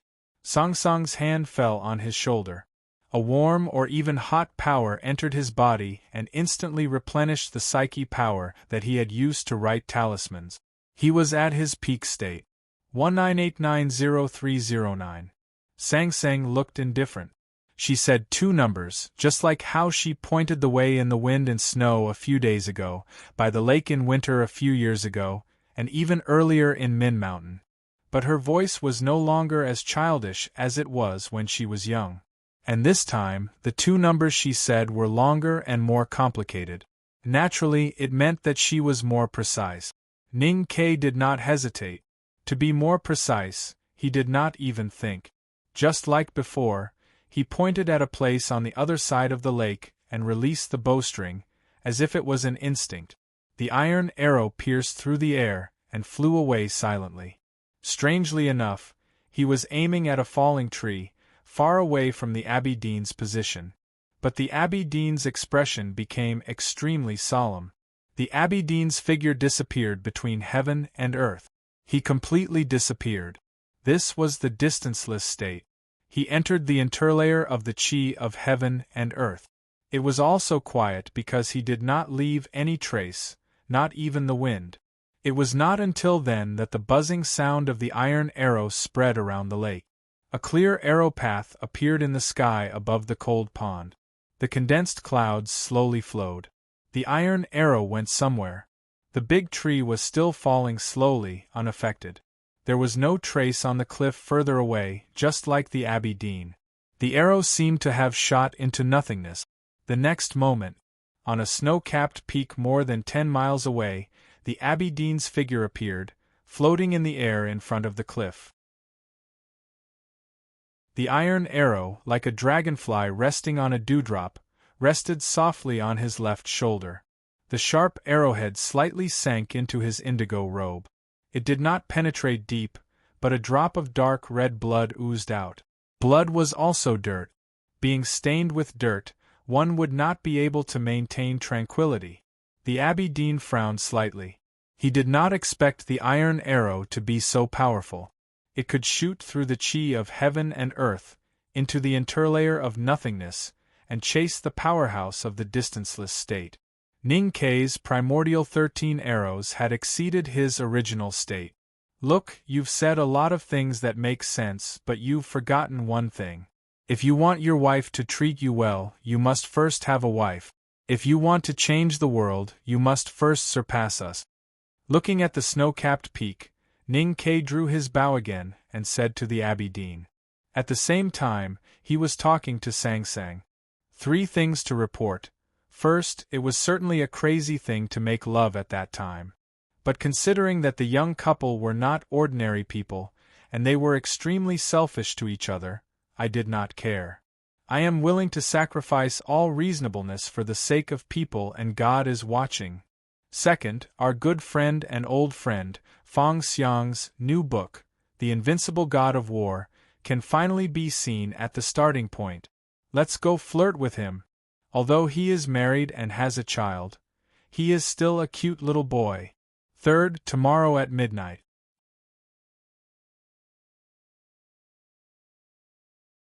Chapter 1133.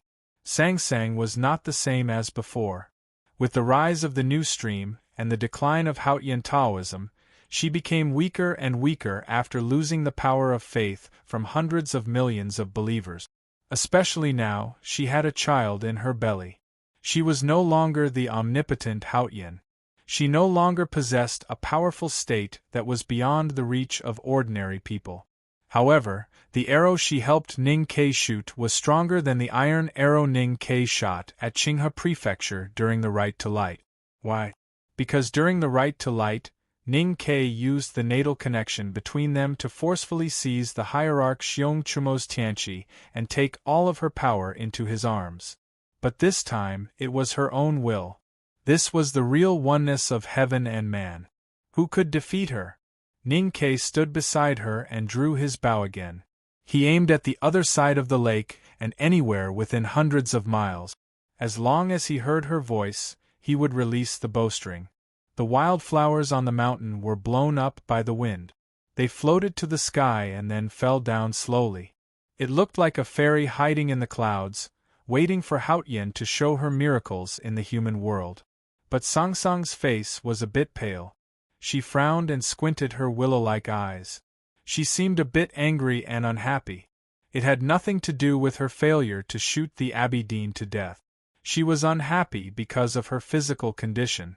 She could not bear to be so weak that she had to fight with humans like this. She could not even win. Yes, she had tried her best to help Ning Ke shoot the arrow. The heavens calculation was activated in an instant and consumed a lot of energy. Now she was trying to figure out the Abbey Dean's position again. She felt uncomfortable and her lower abdomen was aching. This was a battle of the highest level. Since the beginning of human history, only the headmaster of the academy entered the divine kingdom and the 100-day reign caused by Haotian was more powerful. So it only took a moment for the winner to be determined. Sangsang did not figure out the Abbey Dean's position immediately. Ning Ke could not release the bowstring immediately. The Abbey Dean did not miss the opportunity. He returned to the side of the lake as the mountain wind blew.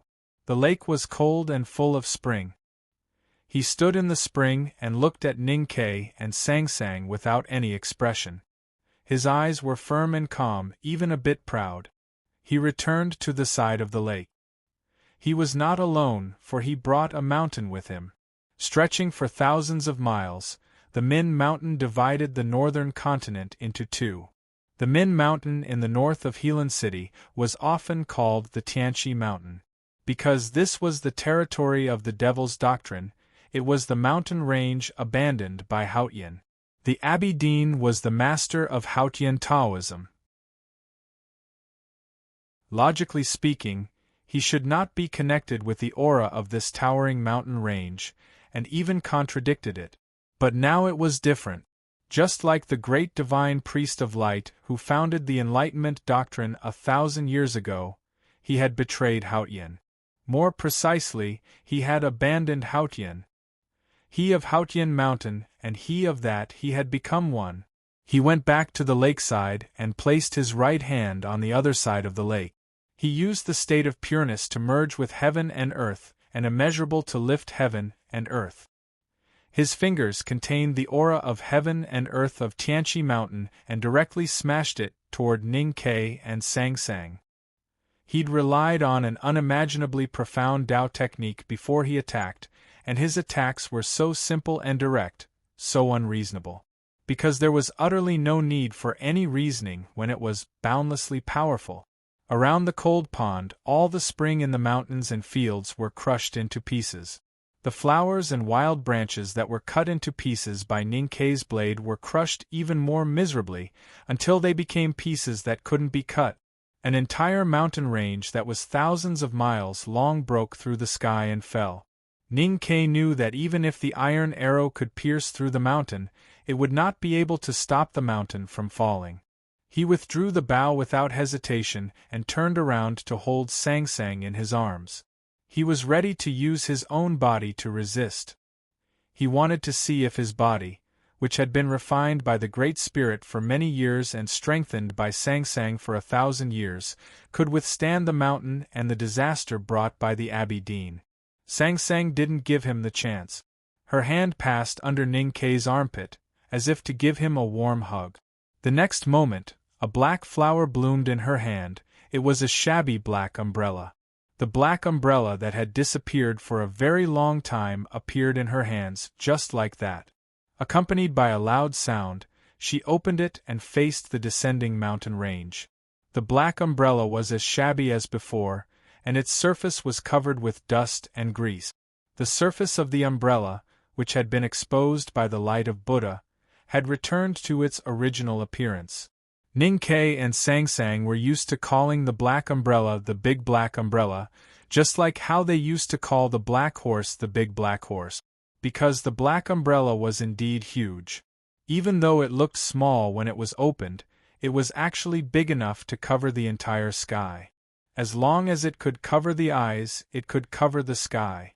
The big black horse and the indigo lion dog hid behind Sang Sang and under the black umbrella in fear. Sang Sang held the black umbrella and held Ning Ke in her arms. She leaned on his shoulder and tilted her head, looking at the falling mountain. The Abbey Dean's hand crossed the cold lake and came to the other side. The entire Tianqi Mountains broke through the blue sky and crushed above the cold lake. Under the huge mountain, the big black umbrella looked like an inconspicuous black spot. Loud rumbling sounds resounded continuously. Countless smoke and dust sprayed into the sky and the wilderness. Countless gravel, like thousands of arrows, cut countless traces in the sky. The whole world began to shake. The ground shook violently. The pine trees in the distant mountains were shaken into the air. The blue ice lakes under the snow-capped peaks were also shaken into the sky. It was a magical scene. Like countless dark blue pearls, they left the ground and fell into the sky. The earthquake spread far away. Not to mention Qingjing of the Yen Kingdom, even the crabs on the weird-shaped breakwater rocks in the famous embankment of the Song Kingdom felt the terrible shaking in the far north and jumped back into the sea in panic. Helan City was only a dozen or so miles away from here, so it was affected even more directly and violently. Countless cracks appeared on the two cliffs, and rocks fell and collapsed everywhere like a waterfall. The sound was very soul-stirring. The two heavy and tall city gates, which had blocked the grassland barbarians for countless years, were now seriously deformed and twisted, revealing a huge gap. The military fortress that had never fallen for hundreds of years was destroyed in front of their eyes.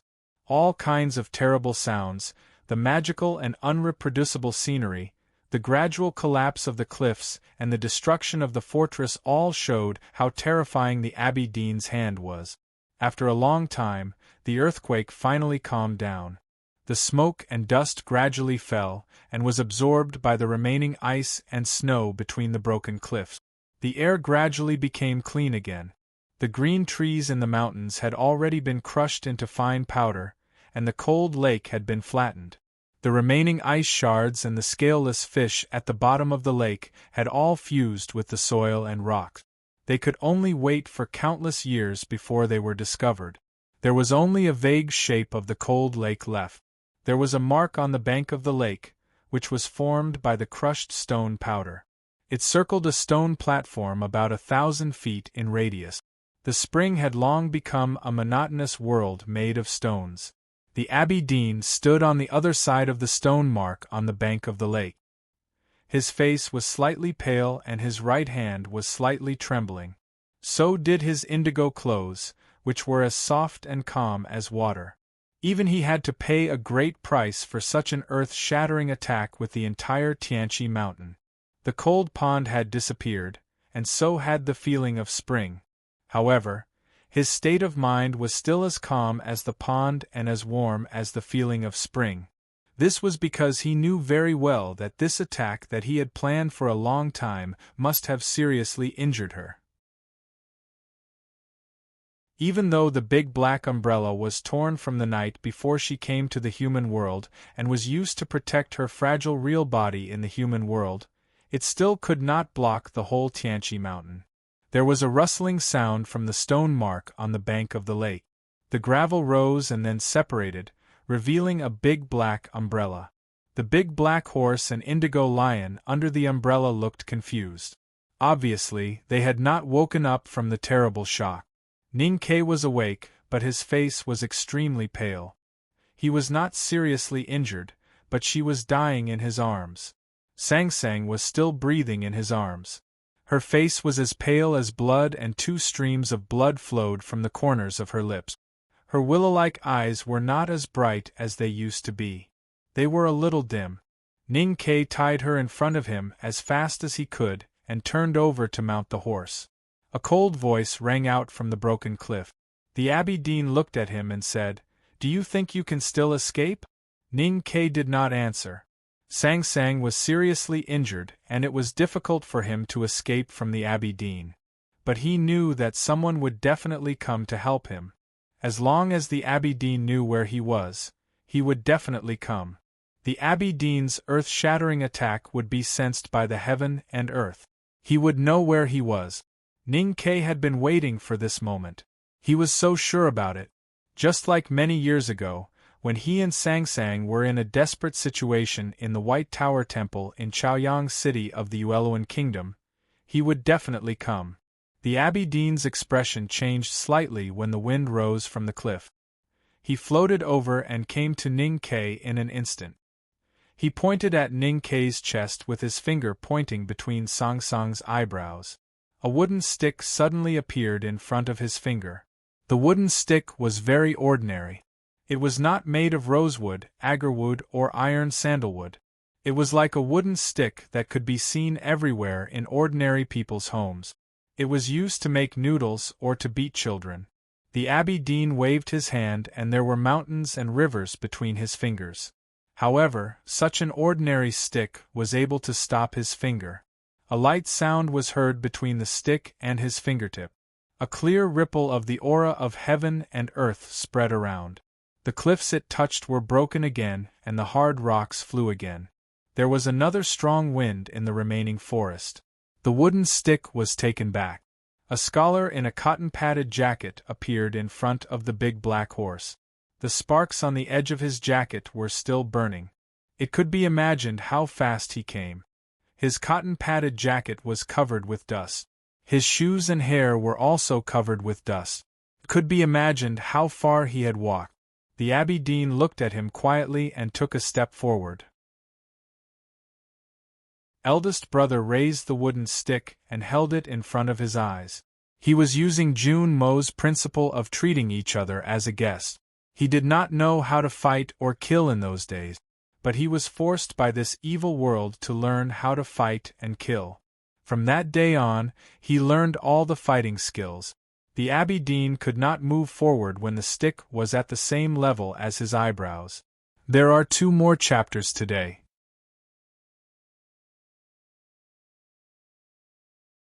Chapter 1134. The eldest brother looked at the Abbey Dean and said calmly, "Let's go." This word was meant for Ning Quebec. Ning Ke looked at the eldest brother's back and wanted to say something, but he knew it was not the right time. He suddenly clamped the horse's belly. The big black horse neighed and turned into a black lightning. It leaped over the rocks and cliffs and ran toward Helan City not far away. The indigo dog turned into a blue line and followed behind. There were only 2 people left in the broken cliff. The Abbey Dean looked at the eldest brother and said, "It's not wise." The eldest brother held the cudgel in his right hand and held it horizontally. He was very polite and cautious. "Why?" the Abbey Dean said. "The Academy and Haotian are fighting against Taoism? This is a big puzzle." The eldest brother said, "Taoism can even betray Haotian. This year, anything can happen." The Abbey Dean said, "You can't stop me." As he said this, a fresh breath spread from the Abbey Dean's body to the surrounding. The broken cliffs, the rugged rocks, and the barren landscape were full of spring again. There were still many forests around the cliff. There was no grass around the cold pond before. But as the fresh breath spread, countless grasses overturned the rocks above and stretched out in the wind. There were other branches among the grasses. Those branches were slightly moist and then they produced flower bud. They swayed in the wind and then spread into more than 10 petals. In an instant the entire mountain was blooming with thousands of flowers. If the Abbey Dean wanted to kill Sang Sang, he would have to cross the stick in front of him. He had consumed too much of his psyche power to break the stick. It would take him a lot of time, so he decided to leave directly. Every flower was a door, and he could choose one at will. The eldest brother swung the cudgel directly. It was only 1 strike, but there were thousands of shadows. No matter how powerful the cudgel was, it would suddenly become insignificant when it was divided into countless parts. But it was enough. The shadows of the cudgel touched the petals. It was not hitting, but more like caressing. Those wildflowers were like mimosas, but also like bashful young girls. The cudgel was like the eldest brother's warm fingers. Gently touching the petals, gently caressing the side of her hair, the flowers stopped, and the girl turned her head away. The Abbey Dean's expression froze. He was not surprised that the wooden stick could do such a thing. The key was that it could find the real flowers among the flowers all over the mountain. This meant that at least in terms of understanding the aura of the world, the other party had almost caught up to his level. The Abbey Dean looked at the eldest brother, who was holding the cudgel up to his eyebrows, and suddenly disappeared. Eldest senior brother also disappeared. The next moment, the Abbey Dean appeared among the cliffs, floating in the air with his indigo robe fluttering. Eldest brother also appeared on the cliff. He stood on the cliff rocks, his cotton-padded jacket swaying gently. The Abbey Dean appeared at the shore of the East Sea. The storm behind him was so fierce that it covered the scorching sun. Eldest brother also appeared on the shore of the East Sea. He stood on the stone embankment, his cotton-padded jacket swaying gently. The Abbey Dean appeared in the South Sea. Fishing boats dotted the blue sea and seagulls flew in the sky. Eldest brother also appeared in the South Sea. He stood on the reef, his cotton-padded jacket swaying gently. No matter where the Abbey Dean went, eldest brother would appear at the same time. He stood in front of the Abbey Dean with the cudgel in his hand at the same level as his eyebrows. The Abbey Dean could go to the ends of the world or the corners of the sea, but he could not get past him. Therefore, he could not get close to Helan City. Finally, the Abbey Dean returned to the cold pond that no longer existed. Eldest brother also returned to the same place. It seemed that the two of them had never moved. The flowers in the mountains were still blooming. How long can you hold me back? The Abbey Dean looked at the black line that was approaching Helan City between the cliffs in the distance, and asked. Eldest brother said, when you were at your strongest, I could hold you back for 7 days. Now I am stronger than before. Even if you take out the 6 volumes of the arcane tomes, I can still hold you back for 7 days. The Abbey Dean withdrew his gaze from the distance and looked at him calmly. He said, Man, you are very confident now. Eldest brother said, I used to be confident too, but I never showed it. Now that I have to be your enemy, I have to be more confident so that I can win. The Abbey Dean asked, do you think you are very strong? Eldest brother said, I am only the second strongest. The second strongest, in his words, was not referring to the second strongest in a small town or village school. He meant the second strongest in the world. He meant the second strongest in the world. A low-key, gentle and indifferent person like eldest brother would definitely be the second strongest in the world if he said he was the second strongest. The Abbey Dean said calmly, unfortunately, I am still the first in the world. Yes, that was also an undeniable fact. Since the headmaster left the human world and entered the divine kingdom to fight against Hautian, the Abbey Dean had been the first in the world.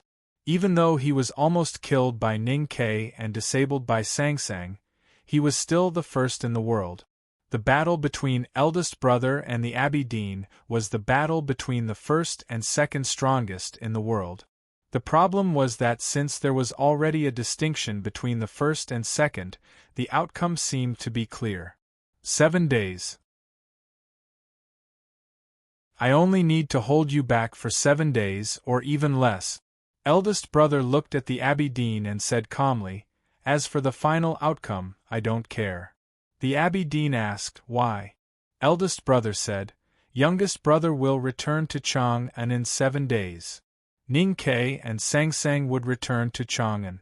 No matter what would happen next, at least one thing could be deduced. With the help of the God-stunning array, the Abbey Dean would not be the first in the world. After a moment of silence, the Abbey Dean suddenly looked up to somewhere in the sky. That was the southeast. Then he said something. It was a very inexplicable sentence. If I become Hautian, you will never die in the divine kingdom. Deep in the sky, somewhere hidden by the clouds, in the mountains, or in a small town, somewhere that Hautian could not see, a clear whistle suddenly sounded. The clear whistle was long and bright, echoing in the sky of the human world. It seemed to be extremely joyful. Hearing the clear whistle from afar, eldest brother's expression changed slightly and became a bit solemn. The Abbey Dean looked at him and said calmly, "Those who have achieved Taoism will have many helpers. How can you and the Academy not be defeated?" Eldest brother sighed and said, "What does it have to do with Taoism?" Many people heard the clear whistle. The Tang army in Helan City had woken up from the terrible earthquake and were putting out fires everywhere. The scene was a bit chaotic, but the clear whistle made their movements a bit stiff. This was because they could sense the joy and decisiveness contained within this clear roar. When joy reached the extreme, it would become madness. Decisiveness. It was a decisiveness towards any life other than oneself. It was extreme selfishness. Ning Ke also heard the clear whistle. His face became a bit pale. Looking at Sang Sang, who had just opened her eyes, he lowered his head and kissed her on the forehead. He whispered, "You go first. I will be back soon." Sang Sang looked at him quietly. No one knew whether it was because she was too injured to speak or because she did not want to. Ning Ke lowered his head and did not want to make eye contact with her. He untied the belt between them and jumped up. The big black horse knew what he meant and continued to run toward Helan City like a real arrow. Ning Ke jumped off the horse and ran backward as soon as his feet landed on the ground. His feet left deep footprints on the hard rock. The hard leather boots quickly turned into soft and broken cotton and were blown away by the wind. He was like a stone that was thrown by a catapult and was thrown toward the wilderness where he had been. The sound of his body rubbing against the air was heard. His speed was unimaginably fast, but it was still too slow. When he ran back to the cliff, he saw a shocking scene. The Abbey Dean and eldest brother were facing each other in the sea of flowers. A green tree broke through the air and pressed toward eldest brother.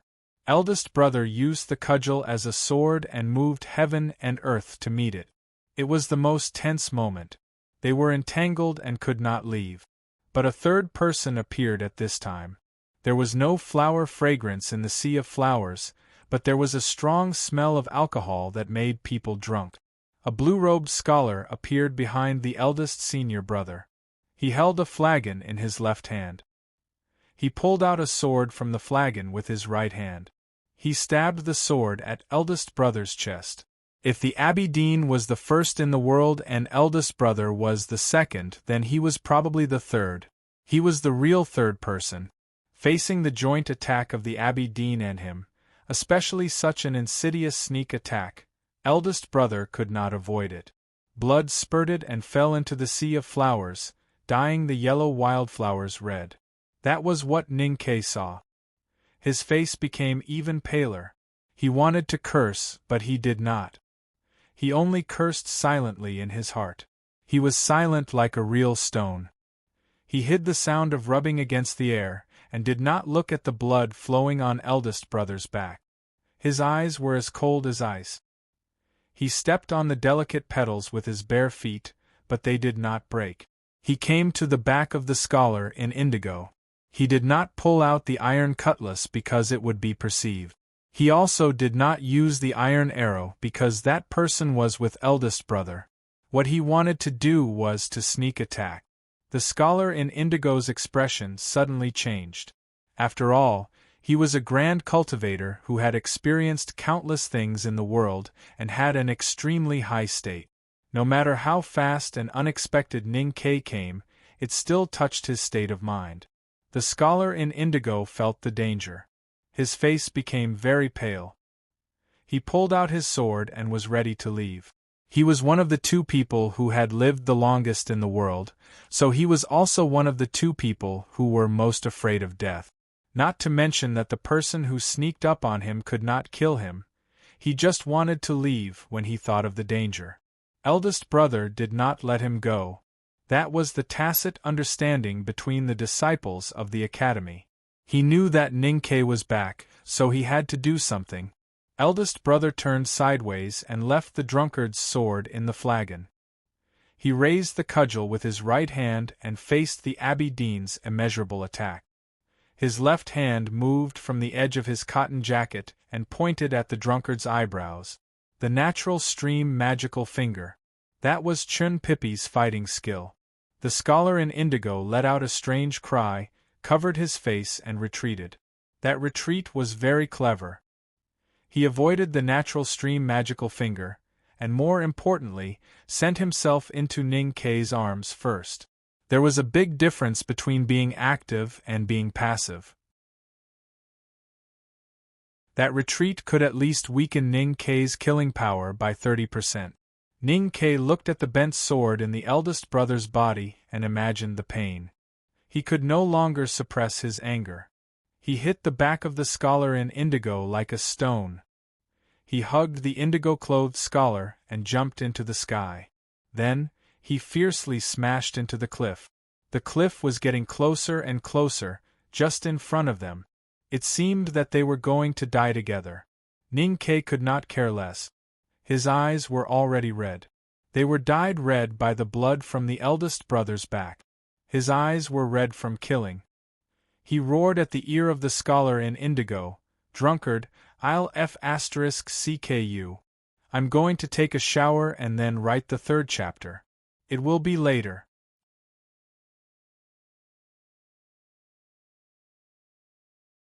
Chapter 1135. When the eldest brother came, Ning Kei left without hesitation because he wanted to take the seriously injured Sang Sang away. At this time, he came back without hesitation, although he often called himself a villain. That was because he knew that the eldest brother was about to face a desperate situation. Under such circumstances, he had to go back. Otherwise, even if he returned to Chang and won the war, he would not be able to look at the human world with peace of mind if the eldest brother was not there. However, he did not expect that he would come back too late. He did not hear what the Abbey Dean said, so he did not know what it meant to the drunkard. He also did not expect that a grand cultivator like the drunkard would be so shameless and sneakily attack the eldest brother. Seeing the eldest brother bleeding and the remaining sword in the flagon in his body, he seemed to feel the pain and anger. His eyes were red and he could not care less about the cliff in front of him. He held the drunkard and threw himself to the cliff like a stone. The drunkard's face was pale. As a grand cultivator of the distanceless state, what he hated the most was to be approached by a powerhouse at the peak state of martial arts or a powerhouse from the diabolism like Ning Kei and Yu Lian. At this time, he was locked by Ning Kei's sneak attack. How could he avoid the cliff that was coming at him? At the last moment of life and death, the grand cultivator who had experienced the everlasting night and had the most experience or wisdom in surviving, burst out a rare energy. A loud roar burst out from his lips. The chi of heaven and earth in the Tianqi Mountains, which was already extremely thin, was summoned by his vast psyche power and was layered in the air in front of him. Every layer of the chi of heaven and earth was thinner than paper. But when countless layers of chi of heaven and earth were stacked together, it was like countless pieces of paper stacked together. It not only had thickness but also could resist force. In such a short time, the drunkard summoned and reconstructed hundreds of layers of the chi of heaven and earth. It seems simple, but it actually showed his unimaginably powerful state. An invisible swamp suddenly appeared in front of the hard cliff. Ning Kei held the drunkard and threw himself into the swamp like a burning stone. A loud sound rang out between the cliffs. Because the impact wasn't very crisp, it wasn't a boom, but a buzzing sound. It sounded like a heavy hammer hitting a thick piece of paper.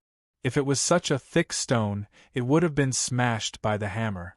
However, if countless pieces of paper were stacked together, they would not be able to shatter them. The drunkard groaned. Blood flowed from the corner of his mouth and wetted his 3 strands of beard. Ning Kei groaned and his face turned extremely pale. His ribs, which had been injured by Long Qing at the Yaozi Sea in the Yen territory, were broken again. The clothes on his chest were stained with blood. Neither of them died. A spiderweb-like crack appeared on the cliff, and the two of them were in the middle of the web.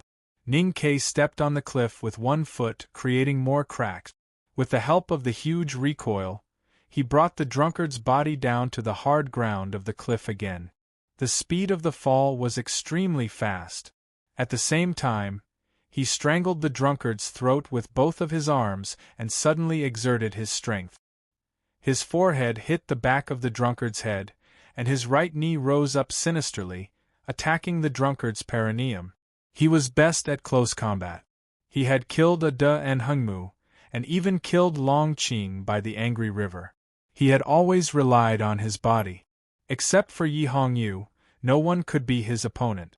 The problem was, in terms of cultivation state, he was much weaker than the drunkard. If it was a normal fight, he could not even get close to the drunkard, let alone attack. At this moment, with the help of the sneak attack and the natural stream magical finger of the eldest brother, he was able to get close to the drunkard. Of course, he would cherish this opportunity. Of course, he would try his best to cherish it. The distance of thousands of feet from the ground was enough for him to strangle the drunkard with his iron-like arms. Even if he could not, he would use his fists to smash the drunkard to death. The drunkard screamed, and the flagon in his left hand suddenly enlarged, blocking Ning Ke's arm that was strangling his throat. He took out a sword from the flagon with his right hand and stabbed at Ning Ke with all kinds of unimaginable strength. Because of the flagon, Ning Ke's arms could not strangle the drunkard's throat. The flagon represented the state of immeasurable. At the same time, he found that his attack could not touch the drunkard's body. It was all because of that damned sword. Before today, few people knew that the drunkard's real natal item was not the flagon, but the sword in the flagon. Today, he finally used his sword and seriously injured the eldest brother with his first move. It was obvious how powerful he was. The sword light was flashing among the cliffs. It did not have the intention to cross, but it was extremely sharp and weird. The sharp sword style passed through the drunkard's armpits, and even between his legs, stabbing at Ning Ke's foot that was attacking the drunkard's genitals was blocked by the sword. But his forehead was about to hit the back of the drunkard's head. At this moment, the drunkard's sword arrived in a strange way. The drunkard held his sword horizontally, as if he was committing suicide. But the tip of the sword skimmed over his neck and stabbed between Ning Ke's eyebrows. Facing such a sword, anyone would want to avoid it. Even if it was instinctive, one would want to avoid it when seeing the approaching sword shadow. But Ning Ke did not, because his eyes were red and he could not see anything. It was as if he did not see the drunkard's sword and fiercely smashed down. With a crisp sound, the sword broke. Ning Ke's eyebrows were pierced by the sword and blood oozed out. This time, his eyes were really red. Although he was blocked by the sword, he still managed to hit the drunkard. Although the remaining power could not directly smash the drunkard's head. The drunkard roared in anger, unable to hide his pain. The roar stopped abruptly because they had landed on the ground. With a strange bang, the cliff rocks flew everywhere, and smoke and dust filled the air. Ning Ke's body was shaken off. The smoke and dust gradually settled, and the scene gradually became clear. The drunkard was holding the flagon in his left hand, and half of it was stuck in the hard cliff rocks. His body was covered with blood, especially the back of his head, which kept flowing. Ning Ke's face and the front of his body were also covered with blood. Both of them looked extremely miserable. The drunkard looked at him with blood dripping from the corner of his mouth. His eyes were extremely cold and horrifying, and he did not look like a human. "How dare you to sneak attack me?" His voice was extremely cold, as if he was not a human. Because he was extremely angry at this moment. He had never thought that he would be forced into such a miserable situation by a junior who could not surpass the 5 states. What made him even angrier was that he was almost killed by his opponent. All of this, he thought it was because Ning Ke sneak attacked him. Otherwise, why? Ning Ke had never seen such a shameless person. Although he had always called himself the shame of the academy, He also felt that the drunkard was too shameless. Sneak attack. Didn't you sneak attack my senior brother before? How dare you sneak attack me? Listening to the drunkard's arrogant, cold, angry, and narcissistic questioning, Ning Kei's voice was emotionless. He replied, I still dare to f***ck your mother, so what? So what? There was nothing he could do. Ning Kei's current state was still far away from the top cultivators in the world. It was difficult for him to defeat a grand cultivator like the drunkard when he was not in Chang'an. However, Ning Kei had a special advantage. Because he had joined the devil to cultivate the Great Spirit, and because he and Sang Sang had been cultivating together in the Buddha's chessboard for thousands of years, his body was extraordinarily strong. From his toes to his internal organs, it was difficult to be fatally injured. When he saw Sang Sang leaving from the top of the city wall of Chang'an, it was difficult for him to crush his own heart, not to mention being hurt by the enemy. He had not cultivated to the legendary immortality of the devil's doctrine, but now he was like a copper pea that could not be steamed, boiled, hammered, or fried. You could defeat him, but it was difficult to kill him. Therefore, he was like a piece of sticky candy that could not be shaken off, torn off, and entangled until the seas ran dry and the rocks melted. In order to kill him, Long Qing had prepared countless methods, but in the end, he only managed to kill him until he lost a lot of blood. Although the drunkard had shown his weird swordsmanship skills today, it was not easy to kill Ning Quebec. If he really tried, it would be what Ning Kei wanted to see. At this moment there were 4 people on the cliff. The Abbé Dean, the eldest brother, the drunkard, and Ning Quebec Sang Sang had already entered Helan City. Although no one knew why she had to enter Helan City, it was obvious that she was confident that once she entered Helan City, she could get rid of the Abbé Dean and the drunkard, and successfully return to Chang'an. Kill her. The Abbé Dean's voice came from the cliff, calm and firm, without any hesitation. He said this to the drunkard. The drunkard took a glance at Ning Kei and then disappeared. Ning Kei suddenly felt a little cold, because he saw the drunkard's eyes before he left. The drunkard's eyes were cold and cruel, and the meaning was clear. I am going to kill her now, what can you do? You can only watch her being killed by me. The second sentence came from the cliff. It was from the eldest brother. Go. Take her back to Chang'an. Ning Kei looked at the eldest brother who was covered in blood, looked at the wooden stick in front of his eyebrows, and looked at the broken sword on his body, and did not know what to do. His sneak attack on the drunkard was only half successful. Next, he wanted to join hands with the eldest brother, and find a chance to survive. At least, they could make sure that Sang Sang could leave safely. The Abbé Dean only used one sentence to ruin his plan. The Abbé Dean stood at the highest point, so he could see the furthest. Now the weakest link on the cliff was not Ning Kei, but outside the cliff. The weakest one was Haotian, and she. The drunkard went to kill her. What could Ning Kei do? Stay and help the seriously injured eldest brother, or save the seriously injured Sang Sang? If he cared about one, he would lose the other. The eldest brother spoke again. He also used one sentence to ruin the Abbé Dean's plan. I won't die. The eldest brother never lied. Ning Kei believed this, and he also believed that at the end of the story, he would not cry and ask why the eldest brother lied to him in the end. Because the eldest brother really did not lie. He jumped off the cliff and ran toward Helan City. Today, he left and came back and left again. Things in the world were often like this. It seemed complicated and even boring, but it had to be done. Because no matter leaving, coming back, or leaving again, there was a reason why we had to do it. I have 3 things to report to you. 3 things again. They are very important. Please read to the end. First, about the public account of a certain letter. My account number is Mounty1118. Please add me. Well, it is important to keep in touch with each other.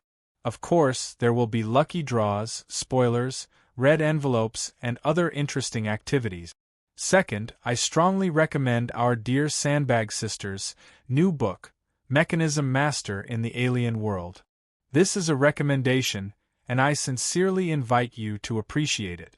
Third, Tomorrow at Midnight. I like the last one the most. It's the same as yesterday. It's especially easy to say something really awesome in a relaxed manner.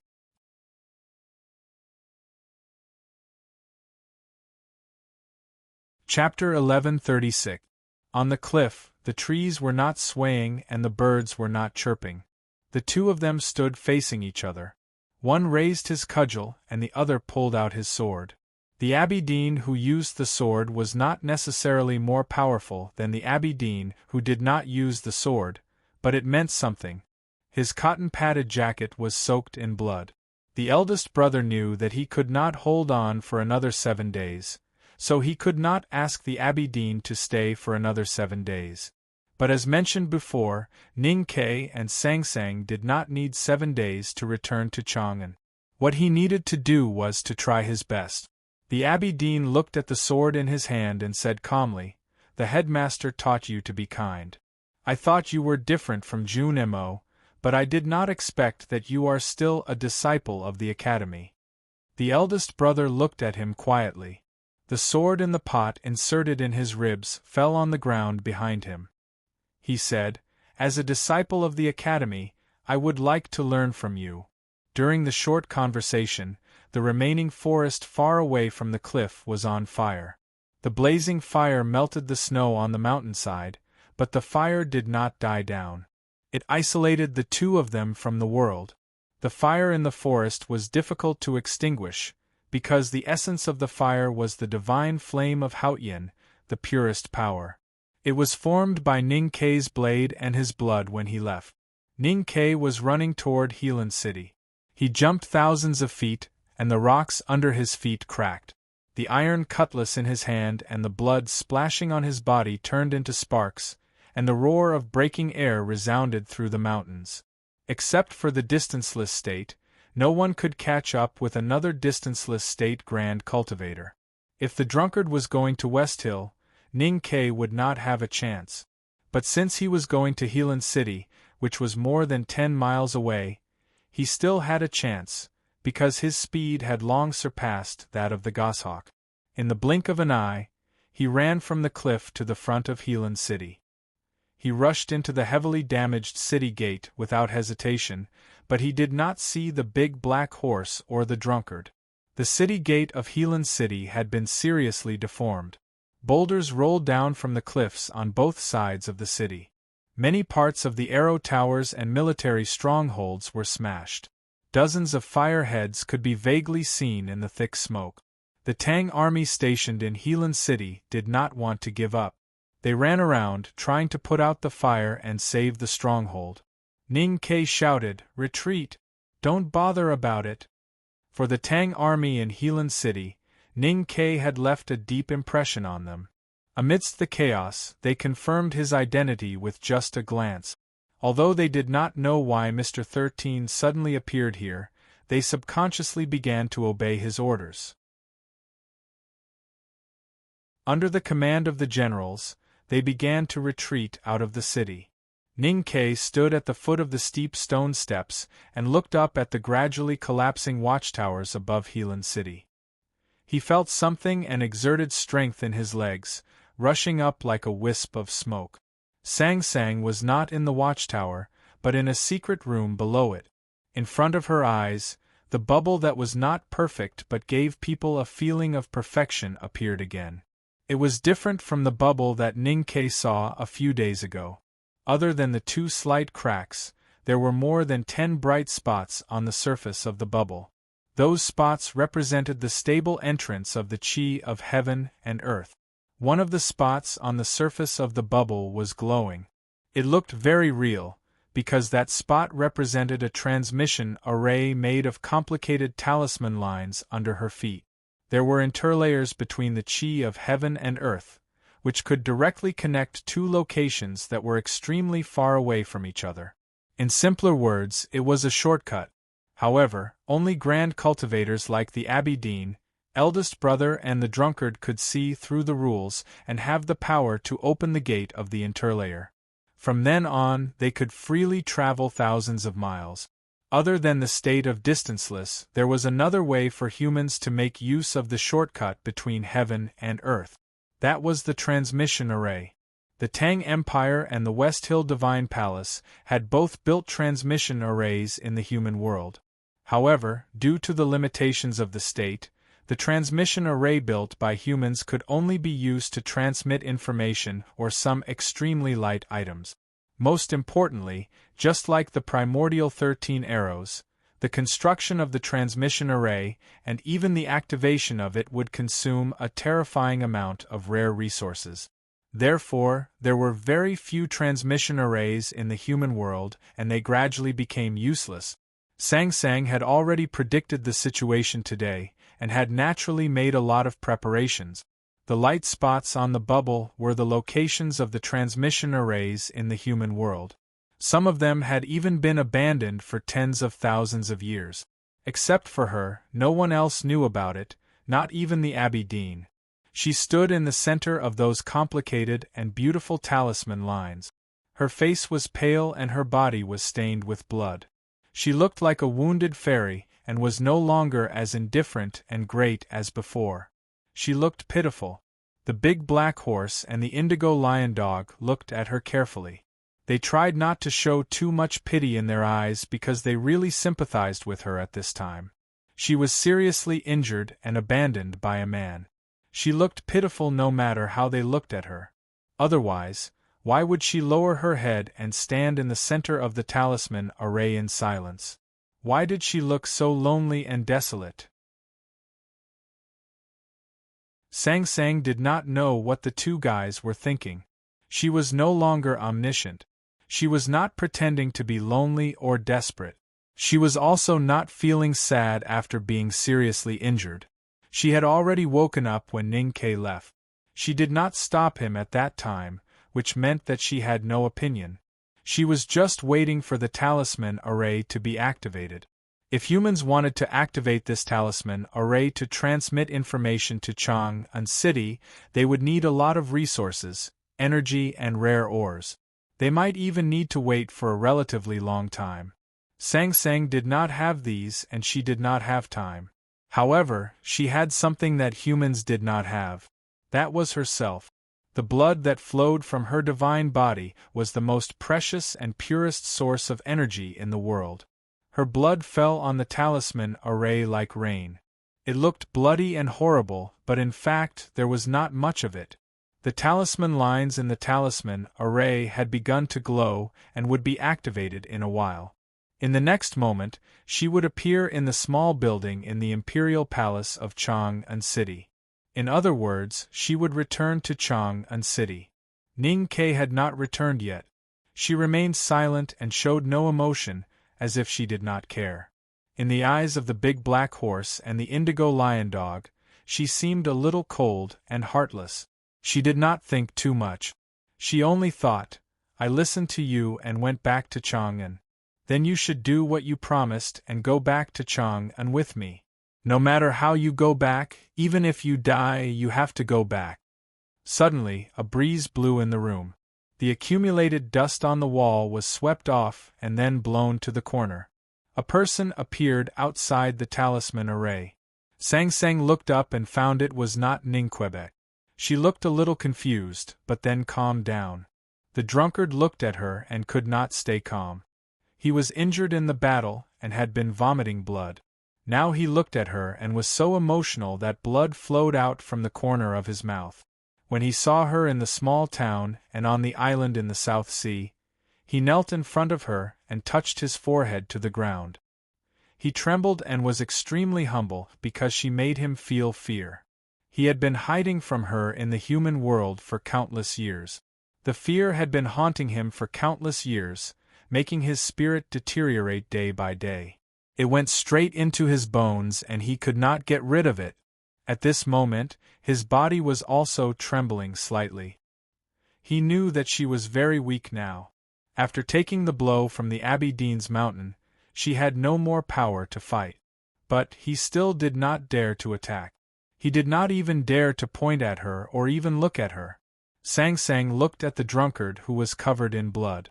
She looked calm and naturally looked down on him, like a god looking at ants in the human world or a dog. The drunkard saw her eyes and suddenly laughed out loud. His laughter was a little crazy, a little fierce in appearance, but also full of arrogant, murderous intent. His emotions were so complicated that no words could describe it. A serf became a master and started to rape his master's daughter. A prince of the previous dynasty killed 36,000 of his own people to restore his country. A student pushed a nagging teacher into the pond. Yes, it was such a wonderful feeling. The humbleness and fear in the past had turned into a crazy pleasure and tyrannical desire. Thinking that it would all become real soon, his body trembled again. This time it was not because of fear, but because of excitement. The drunkard laughed out loud and even shed tears. His voice was still as unpleasant as the friction of old bronzes, as if countless copper shavings were really ground into powder and piled up in front of him like dark snow. In the crazy laughter, he drew out a sword from the flagon and suddenly stabbed at Sang Sang. Both the steps and the movements of his elbows were extremely exaggerated, as if he was dancing. Sang Sang waved her hand. A clear light fell in front of her like a water curtain and constructed her own world. The drunkard let out a strange cry. He gathered the immeasurable aura of heaven and earth and infused it into the blade. A crisp sound was heard. Sang Sang's world was broken. The drunkard's sword in the flagon broke through the clear light and stabbed into her lower abdomen. A sound was heard. The room was dead silent. The world was dead silent. Sang Sang lowered her head and looked at her lower abdomen.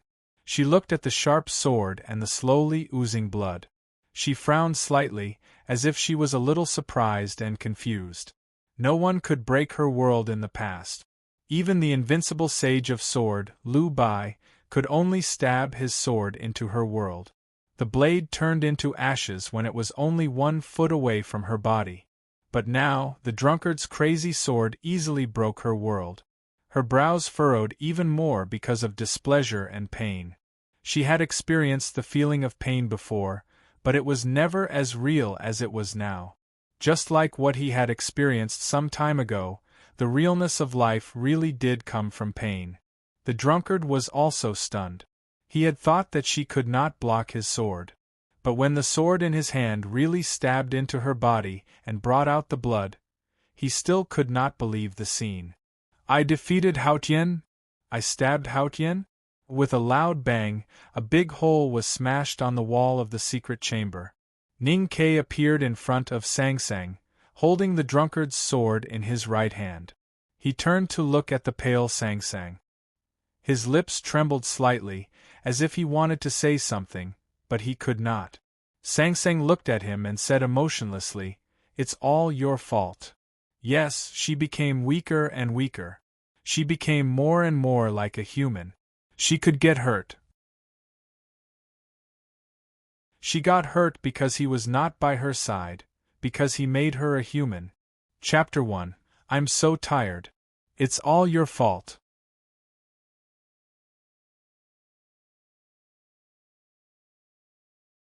Chapter 11:37. It's all your fault. It's all your fault. It's not the moon's fault.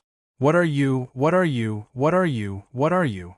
This was a common conversation between young men and women, but it rarely happened between Ning Ke and Sang Sang, no matter when they were a boy and a girl, a master and a servant in name, or a husband and wife later. When Sang Sang said this, there was no expression on her face. There was no bitterness or coquettishness on her face. It was as if she was just stating an objective fact. However, Ning Ke felt that she was bitter and coquettish. His heart trembled slightly, and he felt extreme pity for her. He was in so much pain because of her. He did not know what to say. Blood kept dripping from the blade and the center of his palm, making a ticking sound. It was like the clock in the other world, urging him to do something to comfort her. He looked at the drunkard calmly, as if he did not feel any pain. His eyes were filled with a strong desire to kill. The drunkard first made a sneak attack, stabbing the eldest brother, and then Sang Sang. The two people he respected and loved the most were both seriously injured by his sword. He did not know if Sang Sang could hold on. Ning Ke had never wanted to kill someone like this since Xiaoho's death. The drunkard did not seem to feel his gaze. He laughed crazily, and his eyebrows and eyes were twisted. Did you see that? She really can't hold on. As his eyebrows and eyes were twisted, the sword in his hand was also twisted. Ning Ke's palm was cut open, and the blood flowed faster and faster like a flood.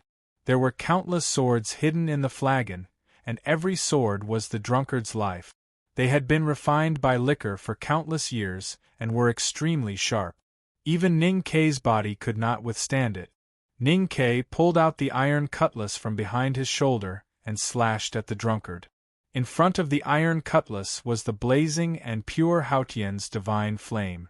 A strong and fragrant liquor gushed out from the flagon on the drunkard's waist, forming an immeasurably thick waterfall. The liquor fell into the water, and the divine flame on the iron cutlass was instantly extinguished. The drunkard looked at him and said coldly, "Do you still think you can hurt me?" Ning Ke did not say anything. He lowered his head and supported Sang Sang with his left shoulder. The drunkard's sword rubbed against his palm and slowly pierced into Sang Sang's body. More and more blood flowed out of her, dripping onto the complicated and beautiful seal lines on the ground. The speed at which the seal lines lit up also increased. In the next moment, the seal formation would be activated. It's too late. All of you can die. The drunkard stopped laughing. His cold eyes were filled with endless killing intent and mockery. Ning Ke's palm followed the sharp blade and stretched forward like lightning. The sound of the sword cutting through the palm, cutting through the muscles and bones, was very unpleasant and terrifying. His hands were as hard as his body, so the sound was even more unpleasant and terrifying. His blood-stained eyes were still scarlet. He stared at the drunkard like a beast. He held the drunkard's hand. Unbeknownst to him, a small metal can had appeared in his palm. There was a muffled boom. Qi waves surged in the secret chamber. There was an explosion between the palms of Ning Ke and the drunkard. Countless sharp pieces of iron flew through the air, cutting off all the flesh and bones that they came into contact with. A shrill and resentful howl was heard. The walls around the room were all shattered. Ning Ke's palm was covered with blood. It was not a human hand at all. The drunkard was even worse. His hand had been completely blown off. Without a hand, he could no longer hold the sword or stab it into Sang Sang's body. The drunkard's face was pale and his body was trembling. His broken right wrist kept spurting out blood. He had never been so badly injured. He cherished his life and valued every strand of his hair more than the whole world. However, he had lost an arm, a whole hand. "I'm going to kill you." He looked at Ning Ke and said with indifference and madness in his eyes. He drew another sword from the pot with his left hand. Ning Ke's psyche power was exhausted and he could no longer fight. But he had to fight. He looked at the sword in Sang Sang's abdomen. The drunkard's flesh was still on the hilt. A stream of wine came from the sky and washed the sword clean. It was as bright as new. "Are you going to use the disgusting method of the Enlightenment doctrine?" The drunkard looked at him and said emotionlessly, "Wishful thinking." A soft sound was heard. The sharp sword in the pot pierced into Ning Ke's left chest. It did not completely pierce through, but his lung was severely injured. Ning Ke coughed painfully and spat out blood. But he was very happy, because he felt a strong change in the aura of heaven and earth under his feet. He even felt the clear temperature, which proved that the talisman array had been activated. A magnificent clear light emerged from the complicated talisman lines on the stone floor and wrapped Ning Ke, Sang Sang, the big black horse and the indigo lion dog in it. The drunkard's expression suddenly changed. He held the sword in his left hand and drew a trace in the air that almost defied the laws of physics. It bypassed Ning Kei's body and stabbed between Sang Sang's eyebrows. Ning Kei could no longer fight, and Sang Sang could barely stand by leaning on his left shoulder. Who could stop the drunkard's sword that was obviously the result of his lifetime cultivation? Nobody could stop it, but it could be interrupted. A lion's roar, which had been suppressed for a long time but was still strong and solemn, resounded through the entire Heelan city. The indigo lion turned into a clear light and crashed into the side of the sword in the pot. Two black shadows kicked out from the clear light and hit the drunkard's chest and abdomen. The drunkard's sword missed and was hit hard. He groaned and took 3 steps back. The clear light was even brighter and the figures in the light screen were fading rapidly. The drunkard's face turned paler. He knew very well what it meant if Haotian left alive. He would never allow himself to miss this opportunity. A loud roar broke through the broken wall of the secret chamber and went straight up to the sky. The drunkard was still standing in the same place, but his figure suddenly grew 100 times, 1,000 times, and even 10,000 times bigger. The loud roar sounded continuously. The secret chamber collapsed, the watchtower collapsed, and the entire Heelan city was collapsing. Countless smoke and dust were stirred up and gradually covered the sky above the valley. The Tang army, who had just retreated from Heelan city, looked back at the place where they had fought and lived. Looking at this scene that was like a divine punishment, they were shocked speechless for a long time. After half a day, the smoke and dust gradually dissipated. The once majestic Heelan city was now left with only half of the city left. It looked extremely desolate. The teleportation formation hidden in the secret chamber was destroyed along with the destruction of the city. Apart from the rubble and beams, there was no sign of any living person. Sang Sang looked at the murals around and found them familiar. After a while, she remembered that the golden dragon on the murals were the miracles of her will in the human world. She was in a Taoist temple. The big black horse and indigo lion were by her side, but Ning Kei was not. She looked at the bubble in front of her and the different light spots on it and confirmed her position. She was in a Taoist temple in the capital of the Kingdom of Song. As the origin of Taoism, the Kingdom of Song indeed had a transmission array secretly set up by Taoism. She bent her fingers slightly and figured out all the reasons. She did not directly return to Chang'an from Heelan City because the transmission array was affected by the drunkard's immeasurable strike at the last moment when it was activated. The chi of heaven and earth changed so violently that the transmission array sent her to the Kingdom of Song. Ning Kei did not come here with her because of the same reason.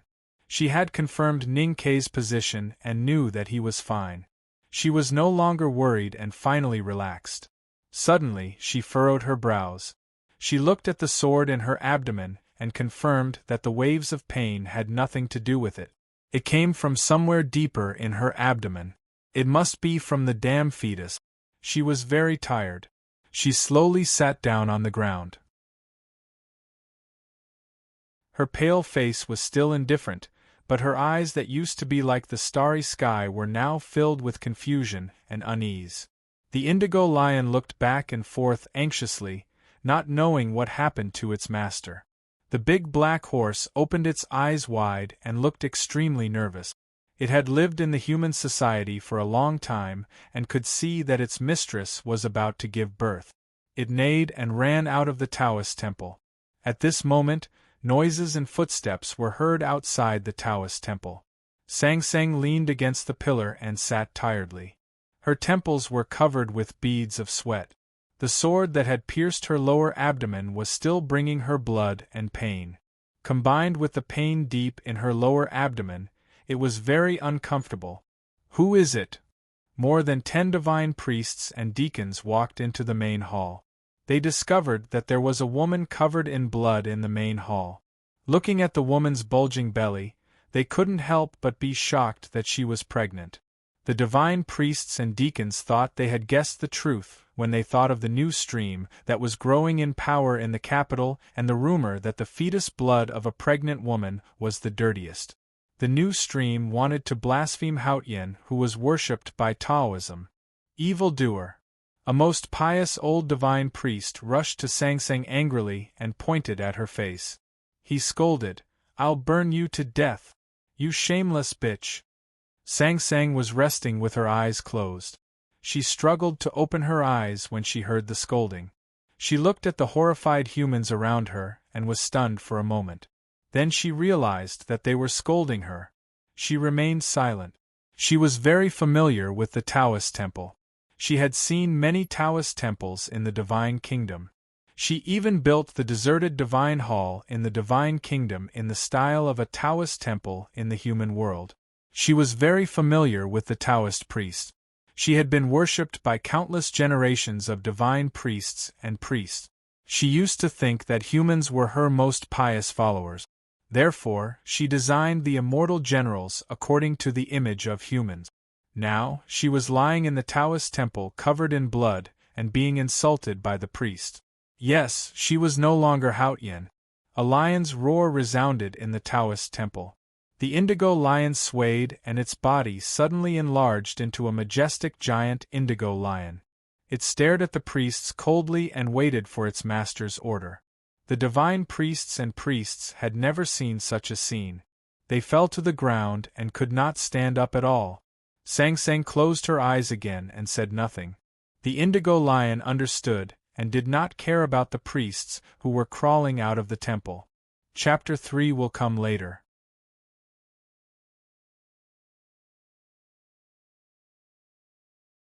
Chapter 1138. The indigo lion looked around and found that there was an empty throne in the deepest part of the Taoist temple. Only the most important Taoist temple had a main hall and a throne, which was always empty because it belonged to Haotian. It was the seat of Haotian. It walked to Sang Sang, bit her clothes carefully, and gently put her on the throne. Then it tore off a few pieces of gauze and covered her body to keep her warm. Even the most devout believer would not think that Sang Sang was Haotian when she was covered in blood and about to give birth. However, the indigo lion insisted that she was Haotian and she was the only true Buddha. The indigo lion was very satisfied with its own persistence and loyalty. Thinking of the big black horse abandoning its master, it was angry at its disloyalty and felt sorry for its incompetence. It thought that it would secretly bite it if there was a chance. Sang Sang lay on the throne, exhausted and powerless. Waves of pain came from her abdomen, and her face became paler and paler. More and more beads of sweat appeared on her cheeks, and she did not even have the strength to raise her hands. The indigo lion looked at her and was very nervous.